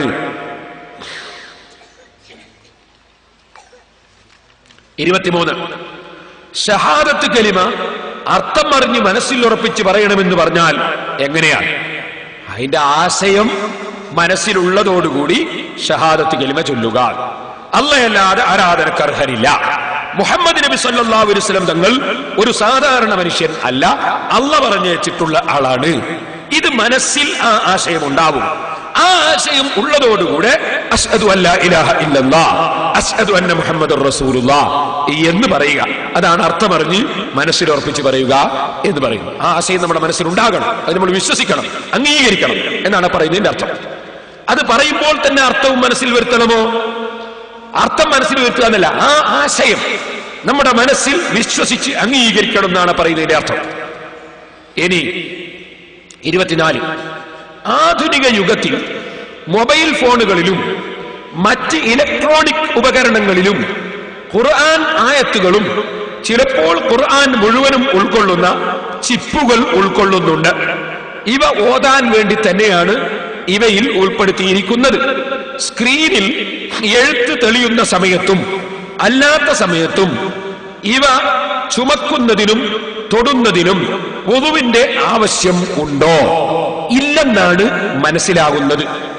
ജനാബത്തുകാരൻ ഇവ ചുമക്കുന്നതിന്റെ മസ്അല എന്താണെന്ന് വിശദീകരിക്കാമോ? തെറ്റില്ലെന്നാണ് മനസ്സിലാകുന്നത്. വുളു ഉണ്ടാകുന്നത് നല്ലതാണ്. കണ്ണാടി, നമ്മൾ കയ്യിൽ പിടിച്ച ഒരു കണ്ണാടി, ആ കണ്ണാടിയിലേക്ക് വേറെ ഒരു മുസ്ഹഫ് നമ്മൾ കാണിച്ചാൽ കണ്ണാടിയിൽ ഖുർആനിന്റെ ആയത്തിങ്ങനെ തെളിഞ്ഞു കാണും. അപ്പൊ ആ കണ്ണാടി പിടിക്കുന്നവൻ വുളു എടുക്കേണ്ടതുണ്ടോ? ജനാബത്തുകാരൻ ആ കണ്ണാടി പിടിക്കാമോ? അപ്പോൾ ജനാബത്തുകാരന് ആ കണ്ണാടി പിടിക്കാം, ജനാബത്തുകാരന് ആ കണ്ണാടി തൊടാം, ഒന്നുമില്ലാത്തവന് തൊടാം. എന്താണ്? ഇതിൽ എഴുതിയിട്ടില്ല, എഴുത്തതിലില്ല, മറ്റൊരെഴുത്ത് ഇതിൽ പ്രതിഫലിക്കുകയാ. ഇതുപോലെയാണ് സ്ക്രീനിൽ പതിക്കുന്നത് എന്നാണ് മനസ്സിലാക്കാൻ സാധിക്കുന്നത്. അതുകൊണ്ടാണ് ഞാൻ എനിക്ക് മനസ്സിലാകുന്ന കാര്യം പറഞ്ഞിട്ടുള്ളത്. 25, ഖുർആനിലെ അബസ വതവല്ല എന്ന സൂറത്തിൽ നബി സല്ലല്ലാഹു അലൈഹി വസല്ലമയെ ഒരു അന്ധനായ സഹാബി വന്ന് വിളിച്ചപ്പോൾ തിരിഞ്ഞു നോക്കിയിട്ടില്ല. ഇതിന്റെ കാരണം എന്താ? നബി സല്ലല്ലാഹു അലൈഹി വസല്ലമ തങ്ങൾ അന്ധനല്ലാത്തവര് വിളിച്ചാലും ആര് വിളിച്ചാലും തിരിഞ്ഞും മറിഞ്ഞും ഇങ്ങനെ നോക്കലല്ല. നബി സല്ലല്ലാഹു അലൈഹി വസല്ലമ തങ്ങളെ ഇബ്നു ഉമ്മി മക്തൂം റളിയല്ലാഹു അൻഹു എന്ന സഹാബി നബി സല്ലല്ലാഹു അലൈഹി വസല്ലമ തങ്ങളെ വന്ന് വിളിച്ചു. അങ്ങനെ വിളിച്ചപ്പോൾ നബി സല്ലല്ലാഹു അലൈഹി വസല്ലമ തങ്ങൾ ഒരു വെറുതെ ഇരിക്കുന്ന സമയമായിരുന്നില്ല അത്. മറിച്ച് ഇസ്ലാമിലേക്ക് ജനങ്ങൾ വരണമെന്ന അങ്ങേയറ്റത്തെ ഉത്കടമായ ആഗ്രഹമുള്ള മുഹമ്മദുർ റസൂലുള്ളാഹി സല്ലല്ലാഹു അലൈഹി വസല്ലം അവിടെയുള്ള പ്രഗത്ഭരായ മുശ്രിക്കീങ്ങളെ ഇസ്ലാമിലേക്ക് ക്ഷണിച്ചുകൊണ്ട് സംസാരിച്ചു കൊണ്ടിരിക്കുന്ന സമയത്താണ് ഇബ്നു ഉമ്മി മക്തൂം റളിയല്ലാഹു അൻഹു വന്ന് നബിയെ വിളിച്ചത്. വാസ്തവത്തിൽ നേതാവായ നബി സല്ലല്ലാഹു അലൈഹി വസല്ലം അത്ര പ്രധാനപ്പെട്ട ഒരു കാര്യത്തിൽ ലയിച്ചിരിക്കുമ്പോൾ അനുയായികൾ വന്ന് വിളിക്കാൻ പാടില്ല. വിളിച്ചത് അദബുകേടാണ്. ഇബ്നു ഉമ്മി മക്തൂം റളിയല്ലാഹു അൻഹു വിളിക്കാൻ പാടില്ലായിരുന്നു, വിളിച്ചത് തെറ്റാണ്. പക്ഷേ ഇബ്നു ഉമ്മി മക്തൂം ആയതുകൊണ്ട് തെറ്റല്ല. അതെന്താ കാരണം? മൂപ്പർക്ക് കണ്ണിന് കാഴ്ചയില്ല, അതുകൊണ്ട് ഇവിടെ എന്താ നടക്കുന്നതെന്ന് മൂപ്പര അറിയില്ല. നബി സല്ലല്ലാഹു അലൈഹി വസല്ലമ പ്രഗത്ഭരായ ആളുകളെ ഇസ്ലാമിലേക്ക് ക്ഷണിക്കുന്ന ഏർപ്പാടിലാണുള്ളത്. ഒരുപാട് പ്രഗത്ഭന്മാർ മുന്നിലിരിക്കുന്നുണ്ട് എന്നത് കണ്ണിന് കാഴ്ചയില്ലാത്തത് കൊണ്ട് മഹാനവർകൾ കണ്ടിട്ടുണ്ടായിരുന്നില്ല. അതുകൊണ്ട് നബി ഇത്രയും വലിയ കാര്യത്തിലാണെന്ന് അറിയാതെയാണ് ഇബ്നു ഉമ്മി മക്തൂം റളിയല്ലാഹു അൻഹു വിളിച്ചിട്ടുള്ളത്. അതിനാൽ മഹാനവർകൾ കുറ്റക്കാരനല്ല. നബി സല്ലല്ലാഹു അലൈഹി വസല്ലമ തങ്ങൾ ഈ കക്ഷികൾ ഇസ്ലാമിലേക്ക് വരണം എന്ന ഉത്കടമായ ആഗ്രഹമുള്ളത് കൊണ്ട് അവരോട് സംസാരിച്ചു കൊണ്ടിരിക്കുമ്പോൾ ഇദ്ദേഹത്തിന്റെ വിളിക്കുത്തരം ചെയ്തെന്ന് പോയാൽ ഇവർ ഇസ്ലാമിലേക്ക് വരുന്ന വഴി അടഞ്ഞു പോകുമോ, അവർക്ക് വരാനുള്ള ചാൻസ് നഷ്ടപ്പെട്ടു പോകുമോ എന്ന ഇസ്ലാമിൽ ഉമ്മത്ത് വർദ്ധിക്കണം, അല്ലാഹുവിൽ വിശ്വസിക്കുന്നവർ കൂടുതൽ വേണം, എന്റെ ബാധ്യത പൂർണ്ണമായി ഞാൻ നിറവേറ്റിയ ആളായിരിക്കണം, പടച്ചവന്റെ അടുക്കൽ ഞാൻ ബാധ്യത നിറവേറ്റാത്തവനായിക്കൂടാ എന്ന ചിന്ത അവിടുത്തെ മനസ്സിലുള്ളത് കൊണ്ട് അവർ ഇസ്ലാമിലേക്ക് വരട്ടെ എന്ന നിലക്ക് അതിന് പ്രസക്തി നൽകി. പക്ഷേ ഇബ്നു ഉമ്മി മക്തൂം റളിയല്ലാഹു അൻഹു കണ്ണിന് കാഴ്ചയില്ലാത്ത ആളും പാവപ്പെട്ട വ്യക്തിയുമായതുകൊണ്ട് മഹാനവരുടെ മനസ്സിൽ പ്രഗത്ഭന്മാരുമായി സംസാരിക്കുമ്പോ സാധുവായ ഞാൻ വിളിച്ചിട്ട് എന്റെ നേതാവ് ഇങ്ങോട്ട് നോക്കിയില്ലേ എന്ന ഒരു മനക്ലേശം ഉണ്ടാകാൻ പാടില്ലല്ലോ. അതിന്റെ പുറമെ അന്ത്യനാൾ വരെ ജീവിക്കുന്ന പണ്ഡിതന്മാരും അന്ത്യനാൾ വരെ ജീവിക്കുന്ന ദീനീ പ്രവർത്തകന്മാരും മുതലാളിമാർക്ക് പ്രസക്തി നൽകി പാവപ്പെട്ടവരെ അവഗണിക്കുന്ന ഒരു പ്രവർത്തനം ഇവിടെ നടക്കാൻ പാടില്ലല്ലോ. അതുകൊണ്ട് ബഹുമാനപ്പെട്ട പരിശുദ്ധ ഖുർആനിൽ നബി സല്ലല്ലാഹു അലൈഹി വസല്ലം തങ്ങളുടെ മദ്ഹായി, അല്ലാഹുവിന്റെ റസൂലിന്റെ മഹത്വമായി നബി സല്ലല്ലാഹു അലൈഹി വസല്ലം അത്രയും ദീനിലേക്ക് ആള് വരണമെന്ന ആഗ്രഹമുള്ള വ്യക്തിയായിരുന്നു എന്നത് പഠിപ്പിക്കാനും, അതേ സമയത്ത് പാവപ്പെട്ടവരും കണ്ണിന് കാഴ്ചയില്ലാത്ത ദുർബലന്മാരും അതുപോലെയുള്ള ആളുകളാകുമ്പോൾ അവരെ ഒന്ന് പ്രത്യേകം പരിഗണിക്കേണ്ടതുണ്ട്, അവരെ നമുക്ക് മനക്ലേശമുണ്ടാകരുത് എന്നത് ലോകത്തെ പഠിപ്പിക്കാനും വേണ്ടി അബസവത്തവല്ല എന്ന സൂറത്തും ആയത്തും അവതരിപ്പിച്ചതാണ്. അതിൽ നബിയെ ആക്ഷേപിക്കൽ ഇല്ല, നബിയെ അവഗണിക്കൽ ഇല്ല, അതേസമയത്ത് ഇബ്നു മക്തൂം റളിയല്ലാഹു അൻഹുവിനെ കുറ്റം പറയലും ഇല്ല, മറിച്ച് സാധുക്കളെ പരിഗണിക്കണം എന്ന അറിയിപ്പുണ്ട്. അതുപോലെ തന്നെ ദീനീ പ്രവർത്തനങ്ങൾക്ക് എല്ലാവരും നന്നാകണമെന്ന് ആഗ്രഹമുള്ള ആളായിരുന്നു നബി സല്ലല്ലാഹു അലൈഹി വസല്ലം എന്ന അറിയിപ്പും അതിലുണ്ട്. ഉമർ ഇബ്നുൽ ഖത്താബ് റളിയല്ലാഹുവിന്റെ കാലത്ത് ഇതിന് നബിയെ ആക്ഷേപിക്കുന്ന ഒരു വാചകമുണ്ട് എന്ന ഒരു തോന്നലുള്ള ഒരു മുനാഫിഖ്, ഒരു കപട വിശ്വാസി നിസ്കാരത്തിൽ ഇമാമത്ത് നിൽക്കുമ്പോഴൊക്കെ ഈ സൂറത്ത് ഓതുന്നു. എന്താ അതിന് നബിയിൽ ഒരു ആക്ഷേപിക്കലുണ്ട് എന്നൊരു തോന്നൽ അവന്റെ മനസ്സിലുണ്ടായിരുന്നു. അതിന്റെ പേരിൽ അവൻ ഈ സൂറത്ത് ഓതിയപ്പോ ഉമർ റളിയല്ലാഹു അൻഹു അവനെ ഈ ഭൂമിലോകത്ത് ജീവിക്കാൻ തന്നെ അനുവദിക്കരുത് എന്ന് വിധിച്ചതായി ചരിത്രത്തിൽ കാണുന്നുണ്ട്. ആ ഖുർആനിൽ ആയത്തിൽ നബിയെ ആക്ഷേപിക്കലൊന്നും വന്നിട്ടില്ല. ഈ രണ്ട് സാഹചര്യങ്ങളെയും പരിഗണിച്ചുകൊണ്ട് റഹ്മാനും റഹീമുമായ അല്ലാഹു സാധുക്കളെ മനസ്സിന് വിഷമം ഉണ്ടാകരുത്, അതേസമയത്ത് നബി സല്ലല്ലാഹു അലൈഹി വസല്ലം തങ്ങൾ ദീനീ പ്രബോധന രംഗത്ത് ഒരു വീഴ്ചയും വരുത്തിയിട്ടില്ലെന്ന് വരികയും വേണം എന്ന നിലക്ക് പഠിപ്പിച്ചിട്ടുള്ള സൂറത്താണ്, ആയത്താണ് അബസവത്തവല്ല അൻജാഅഹുൽ അഅ്മാ എന്ന ആയത്ത്. 26 പെരുന്നാൾ സുദിനത്തിൽ സിയാറത്തിന് പോകാതെ സ്കൂളിൽ നിന്ന് ടൂറ് പോകൽ ഹറാമാണോ? എവിടുന്ന് ടൂറ് പോവുകയാണെങ്കിലും ഹലാലായ സംഗതിക്ക് വേണ്ടി പോകുകയാണെങ്കിൽ ഹറാമില്ല. നിസ്കാരം കളാക്കരുത്, മറ്റു തെറ്റുകളൊന്നും ചെയ്യുകയും ചെയ്യരുത്. അല്ലാത്ത നിലക്ക് പോയാൽ ഹറാമില്ല. 27 വെള്ളിയാഴ്ച അറഫ വന്നാൽ 29 ചോദ്യമുള്ളൂ, 2 ചോദ്യം കൂടിയുള്ളൂ. വെള്ളിയാഴ്ച അറഫ വന്നാൽ ആ ഹജ്ജിന് വല്ല പ്രത്യേകതയും ഉണ്ടോ? ഉണ്ട്. ഹജ്ജുൽ അക്ബർ എന്ന് പറയുന്നതിന് വല്ല തെളിവും ഉണ്ടോ? പണ്ഡിതന്മാർ ബഹുമാനപ്പെട്ട ഇബ്നു ഹജറുൽ ഹൈതമി റളിയല്ലാഹു അൻഹു അവിടുത്തെ ഹാസിയത്തുൽ ഇലാഹി രേഖപ്പെടുത്തിയിട്ടുണ്ട്. വമിൻ മസായാഹു ഐളൻ ഖൗലുഹു സല്ലല്ലാഹു അലൈഹി വസല്ലം അഫ്ളലുൽ അയ്യാമി യൗമു അറഫ ഫഇൻ വാഫഖൽ വുഖൂഫ് യൗമ ജുമുഅ ഫഹുവ അഫ്ളലു മിൻ 70 ഹജ്ജ ഫീ ഗൈരി യൗമിൽ ജുമുഅ. വെള്ളിയാഴ്ച ദിവസം അറഫയായാൽ അതിന് കൂടുതൽ ബഹുമാനം ഉണ്ട്, അത് 70 ഹജ്ജിന്റെ ബഹുമാനം ഉണ്ടെന്ന് വരെ റിപ്പോർട്ടുകൾ വന്നിട്ടുണ്ട് എന്ന് ബഹുമാനപ്പെട്ട ഇമാം ഇബ്നു ഹജറുൽ ഹൈതമി റഹിമഹുല്ലാഹ് ഹാസിയത്തുൽ ഇലാഹിനെ 149, 150 പേജുകളിൽ രേഖപ്പെടുത്തിയിട്ടുണ്ട്. ശർവാനിയുടെ 4-ാം വാള്യം 108-ാമത്തെ പേജിലും അത് രേഖപ്പെടുത്തിയിട്ടുണ്ട്. ഇമാം റസീദ് റളിയല്ലാഹു അൻഹു റിപ്പോർട്ട് ചെയ്ത ഒരു റിപ്പോർട്ട് അതിന് ഉപോത്ബലകമായി ഈ ആനത്തിന്റെ 2/288 രേഖപ്പെടുത്തിയിട്ടുണ്ട്. മുഗ്നിയുടെ 1-ാം വാല്യം 497-ാമത്തെ പേജിലും ആ ദിവസത്തിന് പ്രത്യേകമായ മഹത്വമുണ്ടെന്ന് രേഖപ്പെടുത്തിയിട്ടുണ്ട്. എന്നാൽ ഈ പറഞ്ഞ ഹജ്ജുൽ അക്ബർ എന്ന പേര്, ഹജ്ജുൽ അക്ബർ എന്ന പേര് പറയുന്നത് എന്തിനാണ് എന്നതിനെ കുറിച്ച് വലിയ ചർച്ച പണ്ഡിതന്മാർക്കിടയിലുണ്ട്. പെരുന്നാൾ ദിവസത്തിനാണ് ഹജ്ജുൽ അക്ബർ എന്ന് പറഞ്ഞവരുണ്ട്. അതുപോലെ യൗമുൽ ഹജ്ജുൽ അക്ബർ എന്ന് നബി സല്ലല്ലാഹു അലൈഹി വസല്ലം പറഞ്ഞത് പെരുന്നാളിനെ കുറിച്ചാണെന്ന് പറഞ്ഞവരുണ്ട്. അറഫ ദിവസത്തെ കുറിച്ചാണെന്ന് പറഞ്ഞവരുണ്ട്. അത് നബിയുടെ കാലത്തുള്ള ആ ഒരു ദിവസത്തിന് മാത്രമുള്ള പ്രത്യേകതയായിരുന്നു, അതെല്ലാ കാലത്തും ഇല്ല എന്ന് പറഞ്ഞവരും ഉണ്ട്, അല്ല ഉണ്ടെന്ന് പറഞ്ഞവരും ഉണ്ട്. പണ്ഡിതന്മാർക്കിടയിൽ വലിയ ചർച്ചയായിട്ടുണ്ട്. ഹജ്ജുൽ അക്ബർ എന്ന് പേര് പറയാനുള്ള കാരണം ഉംറ ഹജ്ജുൽ അസ്ഗർ ആയതുകൊണ്ടാണെന്ന് പറഞ്ഞവരുണ്ട്, അല്ല വെള്ളിയാഴ്ച അറഫ ആയതുകൊണ്ടാണെന്ന് പറഞ്ഞവരുണ്ട്. അങ്ങനെ ഒരുപാട് അഭിപ്രായങ്ങൾ പണ്ഡിതന്മാർക്കിടയിൽ ആ വിഷയത്തിലുണ്ട്. അതൊരു തർക്ക വിഷയമായി എടുക്കേണ്ടതില്ല. ബഹുമാനപ്പെട്ട ഹാസിയത്തു ശിഹാബ് ബൈദാവിയുടെ ഹാസിയിൽ അമ്മാ തസ്മിയത്തുൽ ഹജ്ജിൽ മുവാഫഖ യൗമ അറഫ ഫീഹി ലിയൗമിൽ ജുമുഅത്തി ബിൽ അക്ബരി ഫലം യദ്കുറുഹു. വെള്ളിയാഴ്ച ദിവസം അറഫയായാൽ അതിന് ഹജ്ജുൽ അക്ബർ എന്ന പേര് പണ്ഡിതന്മാര് പലരും പ്രത്യേകം പറഞ്ഞിട്ടില്ല. വൈകാന സവാബുഹു സിയാദത്തൻ അലാ ഗൈരിഹി. അതിന് കൂടുതൽ പ്രതിഫലം കിട്ടുന്നുണ്ടെങ്കിലും ഇമാം സുയൂത്തി ഉദ്ധരിച്ചതുപോലെ മഹാനവറുകളെ ചില റിസാലകളിൽ എന്ന് പറഞ്ഞതിന് ശേഷം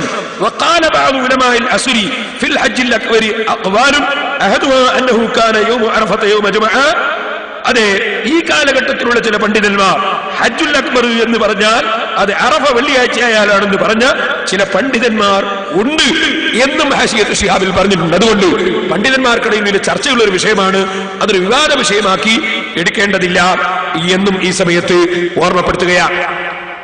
അടുത്ത ചോദ്യം,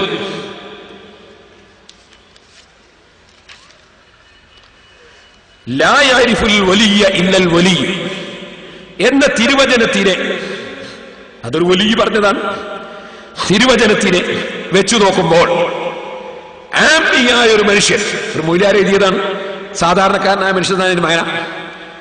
മനുഷ്യൻ വലിയനെ വിളിച്ച് ഇസ്തിഗാസ നടത്തുന്നതും ദുആ നടത്തുന്നതും, ഇദ്ദേഹം ദുആ എന്നുകൊണ്ട് ഉദ്ദേശിച്ചത് എന്താണെന്ന് എനിക്കറിയില്ല. ദുആ എന്നുകൊണ്ട് ഉദ്ദേശിച്ച് വിളിക്കുക എന്നുള്ള അർത്ഥമാണോ? ഓക്കെ. അല്ലാതെ നമ്മളാരും ഔലിയാക്കളോട് ദുആർക്കാറില്ല, സഹായം തേടലാണ്. ദുആ അള്ളാഹുവിനോടാണ് നമ്മൾ നടത്താറുള്ളത്. പിന്നെ ചിലർക്ക് അതിന് ദുആ എന്ന് പറഞ്ഞേ പറ്റൂ, നമുക്ക് അവരെന്ത് പറഞ്ഞാലും വിരോധമില്ല, എന്ത് പറഞ്ഞാലും വിരോധമില്ല. ഇനി രാവിലത്തെ ഖൗമിയിലും മനഹാറ, എന്റെ ജനങ്ങളെ ഞാൻ രാത്രിയും പകലും ദുആ ചെയ്യുന്നു നൂഹ് നബി അലൈഹി സ്വലാം പറഞ്ഞിട്ടുണ്ട്. ഖുർആൻ ലാ തജഅലു ദുആ റസൂലി ബൈനകും കദുആ ഇബാദികും ബഅദാ, റസൂലിനോടുള്ള ദുആ മറ്റുള്ളവരോടുള്ള ദുആ പോലെ ആക്കരുത്, ഇത് ഖുർആനിലുണ്ട്. അല്ലാഹ് തന്നെ പറഞ്ഞതായി ഖുർആനിലുണ്ട്. എന്റെ ഹബീബായ നബിയെ സഹായിക്കാൻ ഞാൻ സബാനിയാക്കളായ മലക്കുകളെ വിളിക്കും. അള്ളാഹ് കയ്യാഞ്ഞിട്ടൊന്നുമല്ല, അള്ളാഹിന്റെ സൈന്യത്തിനെ വിളിക്കുന്നത് സൈന്യത്തിന്റെ പവർ കാണിച്ചു കൊടുക്കാനാണ്. അപ്പോ സബാനിയാക്കളെ ദുആ ചെയ്യും എന്ന് അള്ളാഹ് തന്നെ പറഞ്ഞിട്ടുണ്ട്. അതുകൊണ്ട് അള്ളാഹ് ശിർക്ക് ചെയ്ത ആളൊന്നും ആവൂല. അപ്പൊ ദുആ എന്ന് പറഞ്ഞാൽ കുഴപ്പമൊന്നും ഉണ്ടായിട്ടല്ല, സാധാരണ നമ്മളാരും ഔലിയാക്കളോട് ദുആർക്കാറില്ല, ഔലിയാക്കളോട് സഹായം ചോദിക്കലാണ് എന്നാണ് ഞാൻ പറഞ്ഞതിന്റെ അർത്ഥം. നമ്മൾ ആരും ജലദോഷം എന്ന് വെള്ളപ്പൊക്കത്തിന് പറയാറില്ലല്ലോ, സംഗതി ജലദോഷം തന്നെയല്ലേ. ഓരോന്നിനും പറയുന്നതിനൊരു മയനുണ്ടല്ലോ, അല്ലേ? തരിമരുന്ന് കച്ചവടക്കാരനായ തരിമരുന്ന് പീടികയിലിരിക്കുന്ന വൈദ്യർക്ക് ഡോക്ടറിൽ നിന്ന് ഇപ്പം പറയാൻ തുടങ്ങിയിട്ടുണ്ടെന്ന് തോന്നുന്നു, മുമ്പൊന്നും പറയാറില്ല, അല്ലേ? ഓരോ പ്രയോഗം ഉണ്ടല്ലോ. അതുകൊണ്ടാണ് ഞാൻ അങ്ങനെ പറഞ്ഞത്. ഇരിക്കട്ടെ, ദുആ നടത്തുന്നതും വലിയാണെന്ന് അറിഞ്ഞതോടുകൂടിയാണ്. മുഹീദ്ദീൻ ശൈഖ് വലിയാണെന്ന് ഒരു സാധാരണക്കാരന് എങ്ങനെ മനസ്സിലായി? അയാളെ ചോദ്യമാണ്. ഒന്നുകൂടി കേട്ടോളി. അത് പണ്ഡിതരിലൂടെ മനസ്സിലായതാണെങ്കിൽ പിന്നെ പണ്ഡിതൻ വലിയാവണം. അങ്ങനെയെങ്കിൽ പണ്ഡിതൻ വലിയാണെന്ന് സാധാരണക്കാരൻ എങ്ങനെ മനസ്സിലായി? ഞാൻ അയാളോട് മറുപടി പറയുമ്പോ ഒരു ചോദ്യത്തിലൂടെയാണ് മറുപടി പറയും. അങ്ങനെ ഉണ്ടല്ലോ, ഖുർആനിലുണ്ടല്ലോ ചോദ്യത്തിലൂടെ മറുപടി പറയുന്നത്. ഞാൻ ചോദിക്കുന്നു, നമ്മൾ മയ്യത്ത് നിസ്കരിക്കുന്നില്ലേ, നമ്മൾ സലാം പറയുന്നില്ലേ, ഇല്ലേ? അതെങ്ങനെ നമുക്കെങ്ങനെ മനസ്സിലായി അയാൾ മോമിനാണ്? മയ്യത്ത് നിസ്കരിക്കേണ്ടത് ഈമാനുള്ളവർക്കല്ലേ? ഈമാൻ എന്ന് പറഞ്ഞ മനസ്സിലുള്ള സംഗതിയല്ലേ? കുപ്പിയകത്തുള്ള വസ്തുവിനെ പോലെ കാണും ഞാൻ നിങ്ങളെ കൽബകമെന്നോവർ നമ്മളുണ്ടോ അങ്ങനെ കാണുന്നു? മുഹീദ്ദീൻ ശൈഖ് ഒറ്റോ കാണുകയെന്നല്ലാതെ. അപ്പൊ നമ്മളെങ്ങനെ സലാം പറയാ? ഇയാളെ മനസ്സിലുള്ള നമുക്ക് എങ്ങനെ മനസ്സിലായ ഈമാനോ കുഫ്റോ? നമ്മളെങ്ങനെ ഒരാൾക്ക് മയ്യത്ത് നിസ്കരിക്കുക, മരിച്ച മയ്യത്ത് മുഅ്മിനായിട്ടോ മരിച്ച കാഫിറായിട്ടോ നമുക്ക് എങ്ങനെ മനസ്സിലാകുക? അപ്പൊ അതിന്റെ മറുപടി എന്താണ്? അതിന്റെ മറുപടി അടയാളം കൊണ്ട് മനസ്സിലാവൂല. അയാൾ പള്ളിയിൽ ഉണ്ടായാലുണ്ട്, അയാൾ അശ്ഹദു അല്ലാ ഇലാഹ ഇല്ലല്ലാഹ് എന്ന് പറയലുണ്ട്, അയാൾ അശ്ഹദു അന്ന മുഹമ്മദ് റസൂലുള്ളാഹ് എന്ന് പറയലുണ്ട്, പള്ളിയിൽ നിസ്കരിക്കാൻ വരലുണ്ട്. അങ്ങനെയൊക്കെ ആവുമ്പോൾ നമുക്ക് മനസ്സിലാവും അയാൾ മുഅ്മിനാണ്. അടയാളം കൊണ്ട് മനസ്സിലായി. അപ്പൊ അസ്സലാമു അലൈക്കും എന്ന് പറയും. ഇന്നാളൊരു ദിവസമോ കുറച്ച് മൊയ്ലാന്മാരും കുറച്ച് നാടന്മാരും കൂടി ഇങ്ങനെ പോകുമ്പോ ഒരു സ്ഥലത്ത് ചെന്ന് അസ്സലാമു അലൈക്കും തന്നെ. അപ്പൊ ഉടനെ തന്നെ അവിടെയുള്ള ആൾക്കാർ ചോദിക്കുക, നിങ്ങൾ നമുക്ക് സലാം ചെല്ലിയോന്ന് ചോദിച്ചു.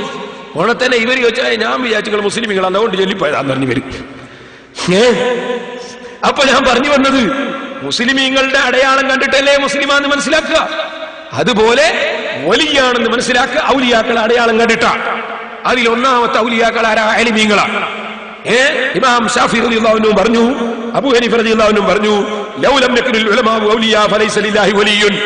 ആലിമീങ്ങൾ ഔലിയാക്കൾ അല്ലെങ്കിൽ അല്ലാഹുവിന് ഔലിയാക്കളില്ല. അപ്പൊ ഒന്നാമത്തെ ഔലിയാക്കൾ ആലിമീങ്ങളാണ്. ആലിമീങ്ങളെ മനസ്സിലാകൽ എങ്ങനെ? അവര് മര്യാദയ്ക്ക് നടക്കുന്നു, നേരത്തെ നിസ്കരിക്കുന്നു, സുന്നത്ത് നിസ്കരിക്കുന്നു, ചീത്ത പറയുന്നില്ല. അതുപോലെ തന്നെ അവർ അനാവശ്യം പറയുന്നില്ല, ദീനിന്റെ ഇൽമു പറയുന്നു, ദീനിന്റെ ഇൽമു പഠിപ്പിക്കുന്നു, മുത്തഅല്ലിമിയൊക്കെ ദർസ് നടത്തുന്നു, സംശയം ചോദിച്ചാൽ മറുപടി പറയുന്നു. അങ്ങനെ ആലിമീങ്ങളുടെ ഡ്യൂട്ടി അവർ നിർവഹിക്കുന്നു. അവരനാവശ്യമൊന്നും പറയുന്നില്ല, നല്ല കാര്യങ്ങൾ ചെയ്യുന്നു, നല്ലയിലേക്ക് ജനങ്ങളെ ക്ഷണിക്കുന്നു, ചീത്തയായ കാര്യങ്ങളിൽ ജനങ്ങളെ വിരോധിക്കുന്നു. അപ്പൊ മനസ്സിലാവും ആലിമാണ്. അപ്പൊ ആലിമീങ്ങളാണ് ഔലിയാക്കൾ. ആ ആലിമീങ്ങളാണ് മറ്റുള്ള ആളുകൾ ഔലിയാക്കളെ സംബന്ധിച്ച് അത് വലിയാണോ അത് ശരിയാണോ തെറ്റാണോ ആലിമീങ്ങളാ പറയേണ്ടത്. ഉറപ്പനല്ലേ, ഒരാശാരിയല്ലേ പറയേണ്ടത് മരം പറ്റുമോ ഇല്ലേ, തട്ടാനല്ലേ പറയേണ്ടത്, സ്വർണ്ണം പഠിക്കാനല്ലേ പറയുന്നത് മുക്കോ സ്വർണ്ണമെന്ന് അവരല്ലേ കല്ലുമേൽ ഇറക്കി നോക്കിയിട്ട് പറയേണ്ടത്. ഒരു എഞ്ചിനീയർ അല്ലേ പറയേണ്ടത് ഈ ബിൽഡിംഗ് വാങ്ങാൻ പറ്റുമോ ഇല്ലേ, താമസിക്കാൻ പറ്റുമോ ഇല്ലേ അല്ലേ. ഒരു വക്കീലല്ലേ പറയേണ്ടത് കേസ് എടുത്താൽ ജയിക്കോ ഇല്ലേ, അത് ഉറപ്പല്ലേ. ഒരു ഡോക്ടറല്ലേ പറയേണ്ടത് ഇയാൾക്ക് ഗ്ലൂക്കോസ് കൊടുക്കണോ വേണ്ടേ. അപ്പൊ ദീനിന്റെ കാര്യം ആലിമീങ്ങളാണ് പറയേണ്ടത്. അപ്പൊ ആലിമീങ്ങൾ അവർക്ക് ഔലിയാക്കളെ മനസ്സിലാകും. അവർ പറഞ്ഞു തരുന്നതനുസരിച്ച് ഔലിയാക്കളെ മനസ്സിലാക്കണം. അവര് പറയാ ആലിമീങ്ങൾക്ക് ചില അടയാളങ്ങളുണ്ട്. അത് സാധാരണക്കാർക്ക് മനസ്സിലാകുന്ന അടയാളം മാത്രമല്ല, ആലിമീങ്ങൾക്ക് അതിന്റെ അപ്പുറം ചില അടയാളങ്ങൾ മനസ്സിലാവും. കാരണം അവർക്ക് വിവരമുണ്ട്, വിവരമുള്ളവരല്ലാത്തൊരു കണക്കാ. പണ്ട് കാലത്ത് നിങ്ങളാണല്ലേ ഇങ്ങനെ നാടി പിടിച്ചു നോക്കിയിട്ട് എല്ലാ രോഗം പറയും പണ്ട്. ഇപ്പൊ അതെല്ലാം പോയി. ഇപ്പൊ മൂക്കിനൊരു ഡോക്ടർ, കണ്ണിന് വേറോ ഡോക്ടർ, കാതിന് വേറോ ഡോക്ടർ. മൂക്ക് നോക്കുന്നവർക്ക് തൊണ്ടനെ പറ്റി ഒന്നും അറിഞ്ഞൂടാ, തൊണ്ട നോക്കുന്നവന് കാതിനെ പറ്റി ഒരു ലുക്ക് അറിഞ്ഞൂടാ, കാത് നോക്കുന്നവര് കണ്ണിനെ പറ്റി ഒന്നും അറിഞ്ഞു. പണ്ടങ്ങനെ പണ്ട് ഒരു വൈദ്യരൻ എല്ലാറ്റും മരുന്ന് കൊടുക്കല. എന്തെല്ലാം ലോകാന്ന് എനിക്കറിയില്ല. ഞാൻ പറഞ്ഞു വന്നത് അപ്പൊ ഞരമ്പ് പിടിച്ചു നോക്കിയിട്ട് മുഴുവൻ രോഗം പറയുന്നവരില്ലായിരുന്നോ? അതുപോലെ ആലിമീങ്ങൾ കെൽപ്പുള്ള ആലിമീങ്ങളാണെങ്കിൽ അവർക്ക് വലിയനെയും വലിയല്ലാത്തവരെയും അവർക്ക് പെട്ടെന്ന് തന്നെ വേർതിരിച്ച് മനസ്സിലാക്കാൻ സാധിക്കും. ചുരുക്കുന്നു. ഇനി ഒരു ചോദ്യം കൂടി മാത്രമേ ഉള്ളൂ. 3 മക്കളുണ്ട്. ഒരു കാരണവും കൂടാതെ ഭർത്താവ് മൊഴി ചൊല്ലി. മൊഴി 2 ചൊല്ലിയിട്ടുള്ളൂ. മൊഴി ചൊല്ലിയിട്ട് 5 വർഷമായി. ഇനി ആദ്യ ഭർത്താവിനെ തിരിച്ചെടുക്കാൻ പറ്റുമോ? പറ്റും. തിരിച്ചെടുക്കലല്ല, നിക്കാഹ് ചെയ്യലാണ്. രണ്ടാമത് ആ ഭർത്താവിന് 2 തലാക്ക് മാത്രം ചൊല്ലിയവരാണെങ്കിൽ, മൊഴി എന്നുകൊണ്ട് തലാക്കായിരിക്കും ഉദ്ദേശിച്ചത് ഞാൻ മനസ്സിലാക്കുന്നത്. 2 തലാക്ക് മാത്രമാണ് ചൊല്ലിയതെങ്കിൽ അവർക്ക് രണ്ടാമതും ആ സ്ത്രീയെ നിക്കാഹ് ചെയ്തുകൊണ്ട് ഭാര്യയായി കൊണ്ടുപോകാവുന്നതാണ് എന്ന് ഓർമ്മപ്പെടുത്തുന്നു. സഹോദരന്മാരെ, ചോദ്യങ്ങൾ കഴിഞ്ഞു. നിങ്ങളോട് വാഗ്ദത്തം ചെയ്തതായിരുന്നു ചോദ്യത്തിന് മറുപടി പറയുമെന്ന്. അതുകൊണ്ട് നിർത്തുന്നു. പിന്നൊരാൾ കുറെ സംഗതികൾ എഴുതിയിട്ടുണ്ട്. അതിന്റെ ആകത്തുക തറവാട് നോക്കുക എന്നൊരു പരിപാടി ഇസ്ലാമിൽ ഉണ്ടോന്നാണ്. പെണ്ണിനെ കെട്ടുമ്പോ പെണ്ണിന്റെ തറവാട് നോക്കേണ്ട ആവശ്യമില്ല, പുതിയാപ്പളിനെടുക്കുമ്പോ തറവാട് നോക്കൽ ആവശ്യമാണ് എന്നാണ് ഇസ്ലാമിന്റെ നിയമം. പുതിയാപ്പളിനെടുക്കുമ്പോൾ തറവാട്ട് തന്നെ ആയിരിക്കണം. പെണ്ണ് കെട്ടുമ്പോൾ പെണ്ണ് തറവാട്ടുകാരത്തി ആയിക്കൊള്ളും എന്നില്ല. ഏത് പെണ്ണിനെയും വിവാഹം കഴിക്കാം, മൂമിനത്താണെങ്കിൽ മുസ്ലിമത്താണെങ്കിൽ. ദീനുണ്ടോന്നാണ് നോക്കേണ്ടത്. തറവാട്ടുകാരിയായ നല്ലതാ. അതേസമയത്ത് അങ്ങനെ നിബന്ധനയില്ല. നേരെ മറിച്ച് തറവാട് എന്നാലോ തങ്ങന്മാർക്ക് നമ്മൾ തറവാടൊക്കൂല, അവര് വലിയ തറവാട്ടുകാരാണ്. അപ്പൊ തങ്ങന്മാരെ മക്കളെ കിട്ടുമെങ്കിൽ നമ്മക്ക് കെട്ടുന്നതിനേ ഇല്ല, പക്ഷെ അവർക്ക് വായിച്ചിടാൻ പറ്റുമെന്നുള്ളതാണ്. അത് അവർക്ക് പറ്റണമെങ്കിൽ ആ വിവാഹം കഴിക്കപ്പെടുന്ന പെൺകുട്ടി സമ്മതിക്കണം. അതുപോലെ രക്ഷിതാവ് സമ്മതിക്കണം. സമ്മതമില്ലാത്ത രൂപത്തിൽ രക്ഷിതാവിന് പെൺകുട്ടിയെ കെട്ടിച്ചു കൊടുക്കാൻ പറ്റില്ല, ബാപ്പക്കെന്നെയും കെട്ടിച്ചു കൊടുക്കാൻ പറ്റില്ല. അതാണ് നിയമം. അപ്പൊ ഞാൻ പറഞ്ഞു വന്നത്, തറവാടില്ല എന്ന് പറയരുത്, തങ്ങന്മാർ ഉന്നത തറവാട്ടുകാരാണ്. അതുപോലെ സാലിഹീങ്ങളെ കുടുംബത്തിൽ ജനിച്ചവർ ഉന്നത തറവാട്ടുകാരാണ്. സിദ്ദീഖ് റളിയല്ലാഹുവിന്റെ സന്താന പരമ്പര ഉന്നത തറവാടാണ്. തറവാട് എന്ന് പറഞ്ഞാല് നമ്മളെ ഉപ്പാപ്പ എല്ലാ സാധുക്കളും കട്ടെടുത്തിരുന്നു. നമ്മളെ ഉപ്പാപ്പ എല്ലാ സാധുക്കളെ പറമ്പും എങ്ങനെയല്ലോ സ്വന്തം കയ്യിലാക്കിയിരുന്നു. വാങ്ങിയാ കൊടുക്കലുമില്ല. വാങ്ങിയാ പിന്നെ വരുന്നവരോട് ആരാടാ നീ ചോദിക്കാനെന്ന് ചോദിക്കുന്നത്. കടുത്ത അക്രമിയായി എന്നുള്ളത് തറവാടല്ല, അതിന്റെ പേര് തമ്മാടി എന്നാണ്. അതുകൊണ്ട് തറവാടിത്തം എന്ന് പറയുന്നത് ആലിമീങ്ങളുടെ കുടുംബത്തിൽ, സാലിഹീങ്ങളുടെ കുടുംബത്തിൽ ആവുക എന്നതാണ് തറവാടിത്തം. അതുപോലെ ഇസ്ലാമിൽ കൂടുതൽ കാലം ബാപ്പമാരും മുൻഗാമികളും ഇസ്ലാമിൽ കൂടുതൽ കാലം പ്രവർത്തിച്ചവരാവുക, അത് തറവാടിത്തത്തിന്റെ ഒരു വകുപ്പാണ്. ഇങ്ങനെയുള്ള വകുപ്പുകളാണ് തറവാടിത്തം എന്നതുകൊണ്ട് ഇസ്ലാം ഉദ്ദേശിക്കുന്നത് എന്ന് ഓർമ്മപ്പെടുത്തുന്നു. തറവാടില്ല എന്ന് മൊത്തത്തിൽ അങ്ങ് നിഷേധിക്കരുത്. പക്ഷെ ഇന്ന് ജാഹിലീങ്ങൾ പറയുന്ന തറവാട്, അത് തറവാട്ടിന്റെ മഹത്വമായി അംഗീകരിച്ചുകൊണ്ട് അബദ്ധത്തിൽ ചാടുകയും ചെയ്യരുത് എന്നും ഓർമ്മപ്പെടുത്തുന്നു. അല്ലാഹു സുബ്ഹാനഹു വ തആല എല്ലാ വിഷയത്തിലും മുസ്തഖീമായ വഴി പിന്തുടർന്ന് സാലിഹീങ്ങളെ പിന്തുടർന്ന് ജീവിച്ച് മരിക്കാൻ നമുക്കെല്ലാവർക്കും തൗഫീഖ് നൽകുമാറാകട്ടെ. കുറ്റ്യാടി പോയിട്ട് ഓലശെറ്റ് കെട്ടി തുടങ്ങിയ ഒരു സ്ഥാപനമാണ് സിറാജുൽ ഹുദ. അൽഹംദുലില്ലാഹ്, അതിന്റെ കീഴിൽ 25 മദ്രസ ഉണ്ടാക്കി, അതിന്റെ പേരിൽ 40ഓളം പള്ളി ഉണ്ടാക്കി. അതിന്റെ പേരിൽ ഇപ്പോൾ 7 ഇംഗ്ലീഷ് മീഡിയം സ്കൂളുകൾ നടക്കുന്നു. അതിന്റെ കീഴിൽ ഖുർആൻ മനഃപ്പാഠമാക്കുന്ന സ്ഥാപനമുണ്ട്. അതിന്റെ കീഴിൽ ശരീഅത്ത് കോളേജ് ഉണ്ട്. ശരീഅത്ത് കോളേജിൽ നിന്ന് പഠിച്ചു വളർന്ന് പിന്നീട് സഖാഫി ബിരുദമെടുത്ത് ഇപ്പോൾ മുജാഹിദീങ്ങൾക്ക് വേണ്ടി വന്നാൽ മറുപടി പറയാൻ പറഞ്ഞയച്ചു കൊടുക്കാൻ അൽഹംദുലില്ലാഹ് എന്റെ കൂടെ മീസാൻ മുതൽ ഓതി പഠിച്ച ധാരാളം മുതഅല്ലിമീങ്ങൾ സഖാഫികളുണ്ട്. അള്ളാഹു അവർക്കും ഹിമ്മത്ത് വർദ്ധിപ്പിച്ചു കൊടുക്കുമാറാകട്ടെ. നമ്മുടെ മുതഅല്ലിമീങ്ങൾക്ക് മുഴുവനും അള്ളാഹു ബർക്കത്ത് നൽകുമാറാകട്ടെ. ഞാൻ പറഞ്ഞു വരുന്നത്, അങ്ങനെ ആ സ്ഥാപനം ദഅവാ കോളേജ് ഉണ്ട്. ഇപ്പൊ 31 കുട്ടികൾ +2 പരീക്ഷയ്ക്ക് എഴുതി, തലയെ കെട്ടും തൊപ്പിയും നീളം ഇതുപോലത്തെ കുപ്പായമൊക്കെ ഇട്ടിട്ട് തന്നെ എഴുതിയത്. ചിലർക്കൊരു ധാരണയാണ്, എന്ത് +2 പരീക്ഷ ജയിക്കണമെങ്കിൽ കഴുത്തിലൊരു ബാലുണ്ടായാലേ പറ്റുള്ളൂ, ബാലില്ലെങ്കിലും പഠിച്ചാ ജയിക്കും, ബാലുണ്ടായിക്കൂടാന്നൊന്നുമില്ല, അതേ സമയത്ത് ബാലില്ലെങ്കിലും ജയിക്കും. അതിനൊന്നും ആവശ്യമില്ല. തലയെ കെട്ടിയാൽ ഒരു 2ാം നമ്പറാന്നൊരു തോന്നൽ മൗലവിമാർക്ക്. നിങ്ങൾക്ക് സിറാജുൽ ഹുദ പരിചയപ്പെടാൻ നിങ്ങളൊന്ന് വാങ്ങി വായിച്ചോളൂ. സിറാജുൽ ഹുദ അനുഭവങ്ങൾ അത്ഭുതങ്ങൾ. ഇതില് മുമ്പ് സിറാജുൽ ഹുദയെ പറ്റി ഇറക്കിയ പുസ്തകത്തിൽ 50ഓളം കത്ത് പ്രസിദ്ധീകരിച്ചിട്ടുണ്ട്. ഭയങ്കര അത്ഭുതം, നേർച്ച ചെയ്തവർക്ക് കിട്ടിയ അത്ഭുതങ്ങൾ, വലിയ അത്ഭുതങ്ങൾ. ഇതിൽ പുതിയ 50ഓളം കത്തുകൾ പ്രസിദ്ധീകരിച്ചിട്ടുണ്ട്. അതല്ല, ആദ്യത്തെ അല്ല, ഇതിൽ പുതിയ അത്ഭുതങ്ങൾ പ്രസിദ്ധീകരിച്ചിട്ടുണ്ട്. മക്കളില്ലാത്ത പലർക്കും മക്കളുണ്ടായി. അതായത് ഗൈനക്കോളജിക്കൽ കറാമത്ത് കേന്ദ്രം എന്ന് പറഞ്ഞു. ആലപ്പുഴയിലുണ്ട് ഒരാള്, 15 കൊല്ലമായിട്ട് മക്കളില്ലേനും, സൗദി അറേബ്യയില. ഈ എന്നോട് ദിക്ർ എഴുതി വാങ്ങിയിരുന്നു. സിറാജുൽ ഹുദയിൽ എല്ലാ കൊല്ലവും നോമ്പ് തുറയും മത്താഴും അയാളെ വകയിലാണ്. സൗദി അറേബ്യയിൽ ബിസിനസ്സാണ് അയാൾക്ക്. ഇപ്പൊ അയാൾക്ക് കുട്ടിണ്ടായിട്ട് എന്നോട് ഉസ്താദെ, ഞാൻ കുട്ടിക്ക് പേര് വിളിച്ച് അബ്ദുറഹ്മാനാണ്. അല്ലാഹു തആല ബറക്കത്തുള്ള കുട്ടിയാകട്ടെ. ഇനി ദിക്റും ദുആയും നടത്താനുള്ള സന്ദർഭമാണ്. അതുകൊണ്ട് ഞാൻ നീട്ടുന്നില്ല. ബഹുമാനപ്പെട്ട തങ്ങളവറുകൾ നമുക്ക് ദിക്റിന് നേതൃത്വം നൽകും. തങ്ങളവറുകൾ നമുക്ക് ദുആ ചെയ്തു തരും. നിങ്ങളെല്ലാവരും ഒരു 2 മിനിറ്റ് നിങ്ങളെ ഓരോന്ന് ശരിയാൻ എഴുന്നേറ്റ് നിന്ന് ഞാനിപ്പോൾ മലയാളത്തിൽ നടത്തുന്ന ദുആക്ക് നിങ്ങളൊക്കെ ആമീൻ പറയണം. അല്ലാഹുവേ, ഞങ്ങളുടെ മജ്ലിസ് നീ ദുആക്ക് ഇജാബത്തുള്ള മജ്ലിസാക്കണം റഹ്മാനെ. ഞങ്ങളുടെ പ്രവർത്തനങ്ങളൊക്കെ നീ സാലിഹായ അമലായി സ്വീകരിക്കണം റഹ്മാനെ. ഞങ്ങൾ ഇവിടെ നടത്തിയ 7 ദിവസത്തെ പ്രഭാഷണവും ഇന്നത്തെ ഈ ദിക്ർ ദുആ സലാത്തിന്റെ മജ്ലിസും നീ ഖബൂൽ ചെയ്യണം റഹ്മാനെ. ഞങ്ങളുടെ സർവ്വ പള്ളികളും സർവ്വ മദ്രസകളും സർവ്വ സ്ഥാപനങ്ങളും നീ ഏറ്റെടുത്ത് ഖിയാമത്ത് നാൾ വരെ ഹഖിന്റെ മേലായി നീ നിലനിർത്തണം റഹ്മാനെ. ഒരു 3 സലാത്ത് ബർക്കത്തിനിയല്ല. സല്ലല്ലാഹു അലാ മുഹമ്മദ് സല്ലല്ലാഹു അലൈഹി വസല്ലം. സല്ലല്ലാഹു അലാ മുഹമ്മദ് സല്ലല്ലാഹു അലൈഹി വസല്ലം. الشيطان الرجيم. بسم الله الرحمن الرحيم. الحمد لله رب العالمين الرحمن الرحيم مالك يوم الدين إياك نعبد وإياك نستعين غير المغضوب.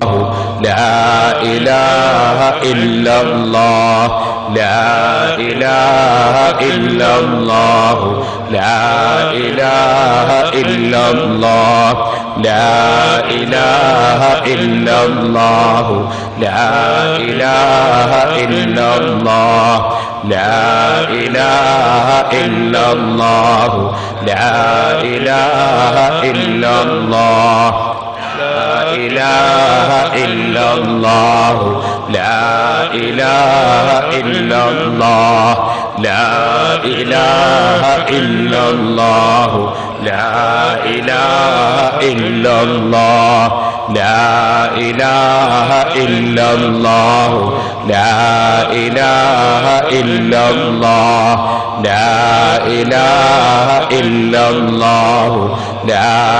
واجعل ثواب ذلك مونسا لنا ولهم في قبورنا وقبورهم إلى يوم القيامة. آمين. اللهم بجاههم عافنا وأهلنا من كل بلاء الدنيا ومصيباتها وفتنة كلها وضيقها وعذاب الآخرة.